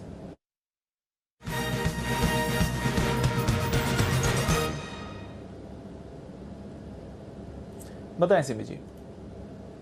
दीपांशु, खरीदने का सलाह देना है वो बहुत ही ऑब्वियसली है, क्योंकि मैं खरीदने से अलग से कोई मैं सेल कॉल तो नहीं देती हूँ। हैप्पीएस्ट माइंड्स, रिसेंटली मैंने एसपीएल मिड कैप में रेकमेंड किया था और आज ये स्टॉक 1000 का लेवल पार कर गया। तो मुझे लगता है कि इसमें एक मैसिव ब्रेकआउट आया है और ये बहुत ही शानदार कंपनी है। स्टॉक को पोर्टफोलियो में भी उठाना चाहिए। अगर पहले किसी ने लिया था तो होल्ड करे। अभी भी यहाँ पे करंट लेवल पर भी फ्रेश बाई कॉल मैं दे रही हूँ। 970 का स्टॉप लॉस लगेगा और 1070 का पहला टारगेट है। तो 1070 का पहला टारगेट है, 1100 का दूसरा टारगेट है और 1150 का तीसरा टारगेट के लिए हैप्पीएस्ट माइंड्स को करंट लेवल पर खरीदने का सलाह होगा। 970 का स्टॉप लॉस स्ट्रिक्टली फॉलो कीजिएगा जिनको आज एंटर करना है। तो ये स्टॉक मैंने जो टारगेट्स दिया है, हो सकता है 3 से 4 ट्रेडिंग सेशन में मेरा सारे टारगेट्स आ जाएगा। ओके, तो ये है आपके लिए सिमी जी की तरफ से सिमी के नॉन स्टॉप शेयर्स में राय। नजर रखिए इस काउंटर पर, यहाँ पर भी आपको एक्शन आते हुए दिख सकता है। इस बीच स्टर्लिंग एंड विल्सन सोलर नजर रखिए इस पर भी, और जबरदस्त एक्शन आते हुए दिख रहा है। डेज हाई पर स्टॉक जा रहा है। सुबह थोड़ी सुस्त शुरुआत जरूर हुई थी, नतीजों के बाद वीक रिएक्शन था, पर जैसा हमने आपको बताया था कि अनिल जी आपको कह रहे थे कि जो डेट रिडक्शन है ये एक बड़ी स्टोरी है कंपनी के लिए, और हमने ये भी देखा कि कंपनी ने सिग्निफिकेंटली अपनी डेट रिड्यूस करी है। सुबह की सुस्ती के बाद अच्छी रिकवरी, और अब डेज हाई पर क्लोज हो रहा है 3.25%, 3.5% ऊपर, 4% अब तो और बल्कि तेजी बनती हुई दिख रही है। तो अच्छी मूव आती हुई दिख रही है जहां तक एसडब्ल्यू सोलर की बात है। और डेज लो से अगर आप देखें तो लगभग 8.5% की मूव आती हुई दिखी है स्टर्लिंग एंड विल्सन सोलर। नजर रखिए इस काउंटर पर। आइए फिर क्लोजिंग की तरफ। अच्छी शुरुआत के बाद बाजार ने थोड़ा मोमेंटम लूज किया। 15,725 के करीब निफ्टी क्लोज आउट होने के आपको संकेत दे रहा है। सहारा दिया है आज बाजार को रिलायंस इंडस्ट्रीज ने 1.25% ऊपर, इन्फोसिस, टेक महिंद्रा, मारुति थोड़ी खरीदारी होती है और टीसीएस भी हल्की खरीदारी दिखाता हुआ। पर उसके सामने ब्रेथ काफी वीक रही है। सिर्फ 12 निफ्टी स्टॉक्स पॉजिटिव टेरिटरी में। गिरावट देखी है Bajaj Finserv, Power Grid, ICICI Bank, HDFC Limited, L and T, HUL, SBI, Tata Motors, Axis, IndusInd, ITC और एचडीएफसी बैंक। तो इन दिग्गजों में गिरावट की वजह से आपने देखा है कि निफ्टी को सहारा नहीं मिला। और जैसा कि बैंक्स यहां पर सबसे ज्यादा वीकनेस आपने देखी है, 250 पॉइंट्स नीचे bank Nifty. AU small finance bank, IDFC first bank, यहां से भी कमजोरी। सिटी यूनियन बैंक, बंधन बैंक, तो ये मिड कैप बैंक्स भी परफॉर्मेंस नहीं दिखाते हुए। पीएनबी में भी आपने देखी है गिरावट, पर उसके सामने कमेंस अच्छा एक्शन 5.5%। पीएफसी, आरईसी यहां पर एक्शन, जो अभी आरके सिंह साहब ने अनाउंसमेंट भी कर दिया 3 लाख करोड़ के पावर रिफॉर्म पैकेज की, जो बजट में अनाउंस किया गया था और हमने आपको बताया भी था। Doctor Lal, Deepak nitrite, granules, Escorts, Motherson, Coforge, Mphasis और नैल्को हालांकि बैन में है। ये कुछ और स्टॉक्स जहां पर अच्छी परफॉर्मेंस दिखती हुई। तो अनिल जी, बढ़त गवाकर निफ्टी तो एकदम सपाट बंद हुआ है 15,730 के करीब। पर जो आप सुबह कह रहे थे कि निफ्टी बैंक थोड़ा सुस्त लग रहा है, 34,800 के सपोर्ट के नीचे का प्रोविजन क्लोजिंग फिगर आते हुए दिख रहा है सर निफ्टी बैंक पर। बिल्कुल दीप, थोड़ी कमजोर क्लोजिंग तो है, इसमें कोई डाउट नहीं। बैंक निफ्टी पर 35,000 के नीचे बंद होना अपने आप में कमजोरी का संकेत है, और 34,800 के नीचे कमजोर होना, बंद होना थोड़ा और कमजोरी का संकेत है। तो बैंक निफ्टी कमजोर साफ नजर आ रहा है। निफ्टी का जहां तक सवाल है, अभी भी रिस्क वाले लेवल से ऊपर है। जब तक 15,675 के ऊपर हैं तब तक तो चिंता की बात नहीं, तब तक तो आप बिल्कुल रेंज बाउंड मार्केट में और कोई खास दिक्कत वाली बात है नहीं। तो ये आपके लिए प्रोविजनल क्लोजिंग है। आइए बाजार बंद होने के बाद का एक्शन पहले आपके सामने रख दूं, फिर फाइनल क्लोजिंग भी मैं आपको बताऊंगा। जी बिजनेस पर एनसीडीएक्स के नए एमडी और सीईओ अरुण रस्ते साहब का पहला टीवी इंटरव्यू आपको जरूर देखना चाहिए। आप कमोडिटी बाजार से किसी भी तरह से जुड़े हैं या फिर एमसीएक्स के शेयर होल्डर भी हैं, तब माफ कीजिएगा एनसीडीएक्स के नए एमडी है, तो अगर आप किसी भी तरह से कमोडिटी बाजार से जुड़े हैं तो ये इंटरव्यू आपके लिए, पहला इंटरव्यू 3:40 पर आपके लिए होगा। ये जरूर एक बार आप फिर से देख सकते हैं। 5 बजे का शो विशेष कर, अब चूंकि ओपनिंग अप वाला मामला आता हुआ दिख रहा है, स्कूलों के खुलने की तैयारी में है, लेकिन उससे पहले जो पेरेंट्स की परेशानियां हैं उसको लेकर हम ये विशेष शो करने जा रहे हैं। कोरोना के इस दौर में भी स्कूलों की तरफ से फीस का मनमानी फीस वसूलने का दौर चल रहा है। जिन बच्चों के पेरेंट्स फीस नहीं भर पाए उन्हें स्कूल परेशान भी कर रहे हैं। कुछ स्कूल्स उन्हें रिपोर्ट कार्ड नहीं दे रहे हैं, अगली क्लास में एडमिशन नहीं दे रहे हैं, ऑनलाइन पढ़ाई करने से भी रोक रहे हैं। यानी कि फीस वसूलने के लिए जो कुछ भी स्कूल्स कर सकते हैं वो करने की कोशिश कर रहे हैं। पेरेंट्स ये परेशान हैं क्योंकि या तो कोरोना की वजह से उनकी नौकरी चली गई है या फिर उनके बिजनेस में बड़ा धक्का लगा है, इस वजह से वो फीस नहीं भर पा रहे हैं। तो बड़ा सवाल है कि इस मुश्किल की घड़ी में क्या स्कूल फीस को लेकर जो पेरेंट्स पर दबाव बन रहा है वो जायज़ है, और अगर नहीं तो पेरेंट्स के पास क्या अधिकार है। आज शाम के शो में हम बच्चों के भविष्य से जुड़े हुए और पेरेंट्स की परेशानियों से जुड़े हुए इसी मुद्दे पर करेंगे बातचीत हमारे साथ होंगे दो खास मेहमान, वीटी इंटरनेशनल स्कूल के एमडी और सीईओ डॉक्टर विनय जैन साहब हमारे साथ जुड़ेंगे कार्यक्रम में, और सुप्रीम कोर्ट के सीनियर वकील और ऑल इंडिया पेरेंट्स एसोसिएशन के प्रेसिडेंट अशोक अग्रवाल साहब होंगे। उन दोनों से करेंगे हम विशेष चर्चा, फीस पर मनमानी, पेरेंट्स की परेशानी। शाम 6:30 बजे मनी गुरु का शो, और ये देखिए आज है एसेट एलोकेशन को लेकर विशेष शो। बाजार की चाल के हिसाब से आप निवेश तो करते हैं, लेकिन जैसे बाजार खराब होने लगता है आप अपना इन्वेस्टमेंट रोक लेते हैं, एसआईपी रोक लेते हैं, या पैसा और डालने के बजाय निकालने का सोचते हैं। लेकिन गिरावट में निवेश रोकने की गलती, निवेश निकाल लेने की गलती काफ़ी लोग करते हैं, और यहीं पर आपको बजाय निवेश निकालने के एसेट एलोकेशन को चुस्त दुरुस्त करना चाहिए, ताकि मार्केट की सिचुएशन के हिसाब से आपका पोर्टफोलियो मजबूत रहे और आपकी रिस्क कंट्रोल में रहे। यही स्ट्रेटजी आज शाम को हम करेंगे विस्तार से चर्चा मनी गुरु में, एसेट एलोकेशन से वेल्थ क्रिएशन। और रात 8 बजे इंडिया 360 डिग्री में कुछ इंटरेस्टिंग स्टोरीज होगी जिसके लिए आपको फोकस करना चाहिए। कोरोना से जान गंवाने वाले लोगों के परिजनों को सुप्रीम कोर्ट की तरफ से एक बड़ा सहारा मिला है। सुप्रीम कोर्ट ये कह रही है कि जिन भी लोगों की मौत कोरोना से हुई है उन्हें मुआवजा दिया जाएगा। सुप्रीम कोर्ट के इस फैसले के क्या मायने हैं, पीड़ितों को सरकार की तरफ से कितना मुआवजा मिल सकता है, कैसे मिल सकता है, ये होगी हमारी आज की कवर स्टोरी, महामारी, मौत और मुआवजा। इसके अलावा एक और इंटरेस्टिंग चीज़ है, जो अगर हमारे पैनल पे कोई मध्य प्रदेश से तो है नहीं, होता तो मैं उससे सवाल जरूर पूछता, लेकिन मध्य प्रदेश में दुनिया के सबसे बड़े हीरों का भंडार है। अनुमान यह है कि बक्सवाहा हीरा खदान में करीब 3.5 करोड़ कैरेट के हीरे हैं। ध्यान से सुनिएगा, मध्य प्रदेश से आप में से किसी का कनेक्शन है मध्य प्रदेश से, कोई दूर दूर तक, आस पास दूर दूर, सेठी साहब से लेकर सिमी जी, मध्य प्रदेश एमपी से? सिस्टर है अनिल जी। अच्छा किरण जी, हाँ जी किरण जी बताइए जी। अच्छा किरण जी, आजा किरण जी पहले बताइए जी। अनिल जी मेरा जन्म मध्य प्रदेश से है। अच्छा आपका जन्म मध्य प्रदेश में हो, वाह क्या बात है, जन्मभूमि में एमपी है जी। जी सेठी साहब। मेरा अनिल जी रिलेटिव्स है इंदौर में और भोपाल में, मेरी सगी सिस्टर रहती है भोपाल में। अच्छा ओके, तो आपका इनडायरेक्ट कनेक्शन है। और बंसल जी आपका?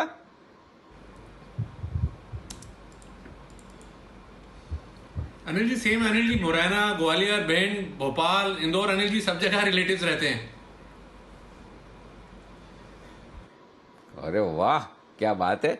तो फिर आपके लिए बड़ी इंटरेस्टिंग खबर है कि मध्य प्रदेश में दुनिया का सबसे बड़ा भंडार है हीरो का, और कह रहे हैं कि 3.5 करोड़ कैरेट के हीरे हैं। 3.5 करोड़ कैरेट, मुझे नहीं पता उसकी वैल्यू कितनी, 60,000 करोड़ रुपए की वैल्यू बताई जा रही है। लेकिन इन हीरो को निकालने के लिए दिक्कत ये कि पेड़ों की बलि देनी पड़ेगी, और ये 2.5 लाख पेड़ अगर आप काटे तो यहाँ पर माइनिंग की जा सकती। तो अब बड़ा चर्चा का विषय ये कि क्या वाकई में 60,000 करोड़ रुपए के हीरे जरूरी हैं, या फिर जनजीवन पर पड़ने वाला असर ये पेड़ों को काटने के लिए क्या जरूरी है, हीरे या पेड़? ये बड़ा इंटरेस्टिंग है सवाल। इसका हम 360 डिग्री विश्लेषण करेंगे कि हीरों के लिए पेड़ों की बलि। अच्छा वायदे में एक बार जरा यहाँ पर ही पोल कर लिया जाए, हीरे जरूरी है या पेड़? जरा भी ये सवाल सब हमारे एनालिस्ट से पूछा जाए, सबको बताइए, एक बार ले आइए स्क्रीन पर, इनसे भी तो पूछते हैं, बताइए क्या ज़्यादा जरूरी है, हीरे या पेड़? सिमी जी तो हीरे ही कहेंगी। सिमी जी आपके लिए तो हीरे ज्यादा जरूरी होंगे। बिल्कुल मेरा मन की बात आपने सुन लिया है, एकदम हीरे। चलिए सिमी जी के लिए हीरे जरूरी है। कुणाल जी?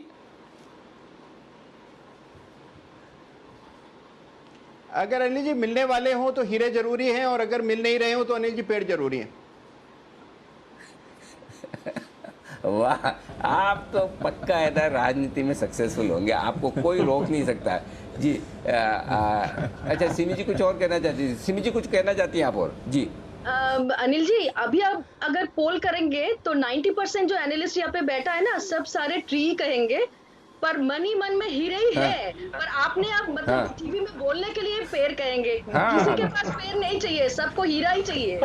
बिल्कुल सही कह रहे हैं। दिया है एकदम मन ही मन में सबके पास हीरे चाहिए, पर बोलेंगे सारे नहीं, ट्री है, पेड़ चाहिए। बिल्कुल वो कुणाल जी का फॉर्मूला एकदम क्लियर कट है, चाय पीनी पड़े तो फायदेमंद और पिलानी पड़े तो नुकसान वाली बात है जी। किरण जी बताइए, हीरे या पेड़? पेड़ अनिल जी। इसका मतलब हीरे मिलने वाले नहीं है। सचिन जी? अनिल जी पेड़ ही। पेड़, अच्छा। वागले साहब? पेड़। पेड़, अच्छा, ओके। सेठी साहब? Anil ji, straight forward answer नहीं होगा, थोड़ा डिप्लोमेटिक होगा कि चाहिए तो हीरे, लेकिन क्या करना पड़ेगा हाँ। कि पेड़ों को काटना पड़े, इसके पहले उतने पेड़ लगा दिए जाएं ताकि पेड़ भी उग जाएंगे और हीरे भी मिल जाएंगे। अनिल जी, मारवाड़ी हूँ तो वाह बीच का रास्ता निकाला है, क्या बात है। हीरे माइनिंग करने के पहले। अच्छा, बंसल जी आप बताइए।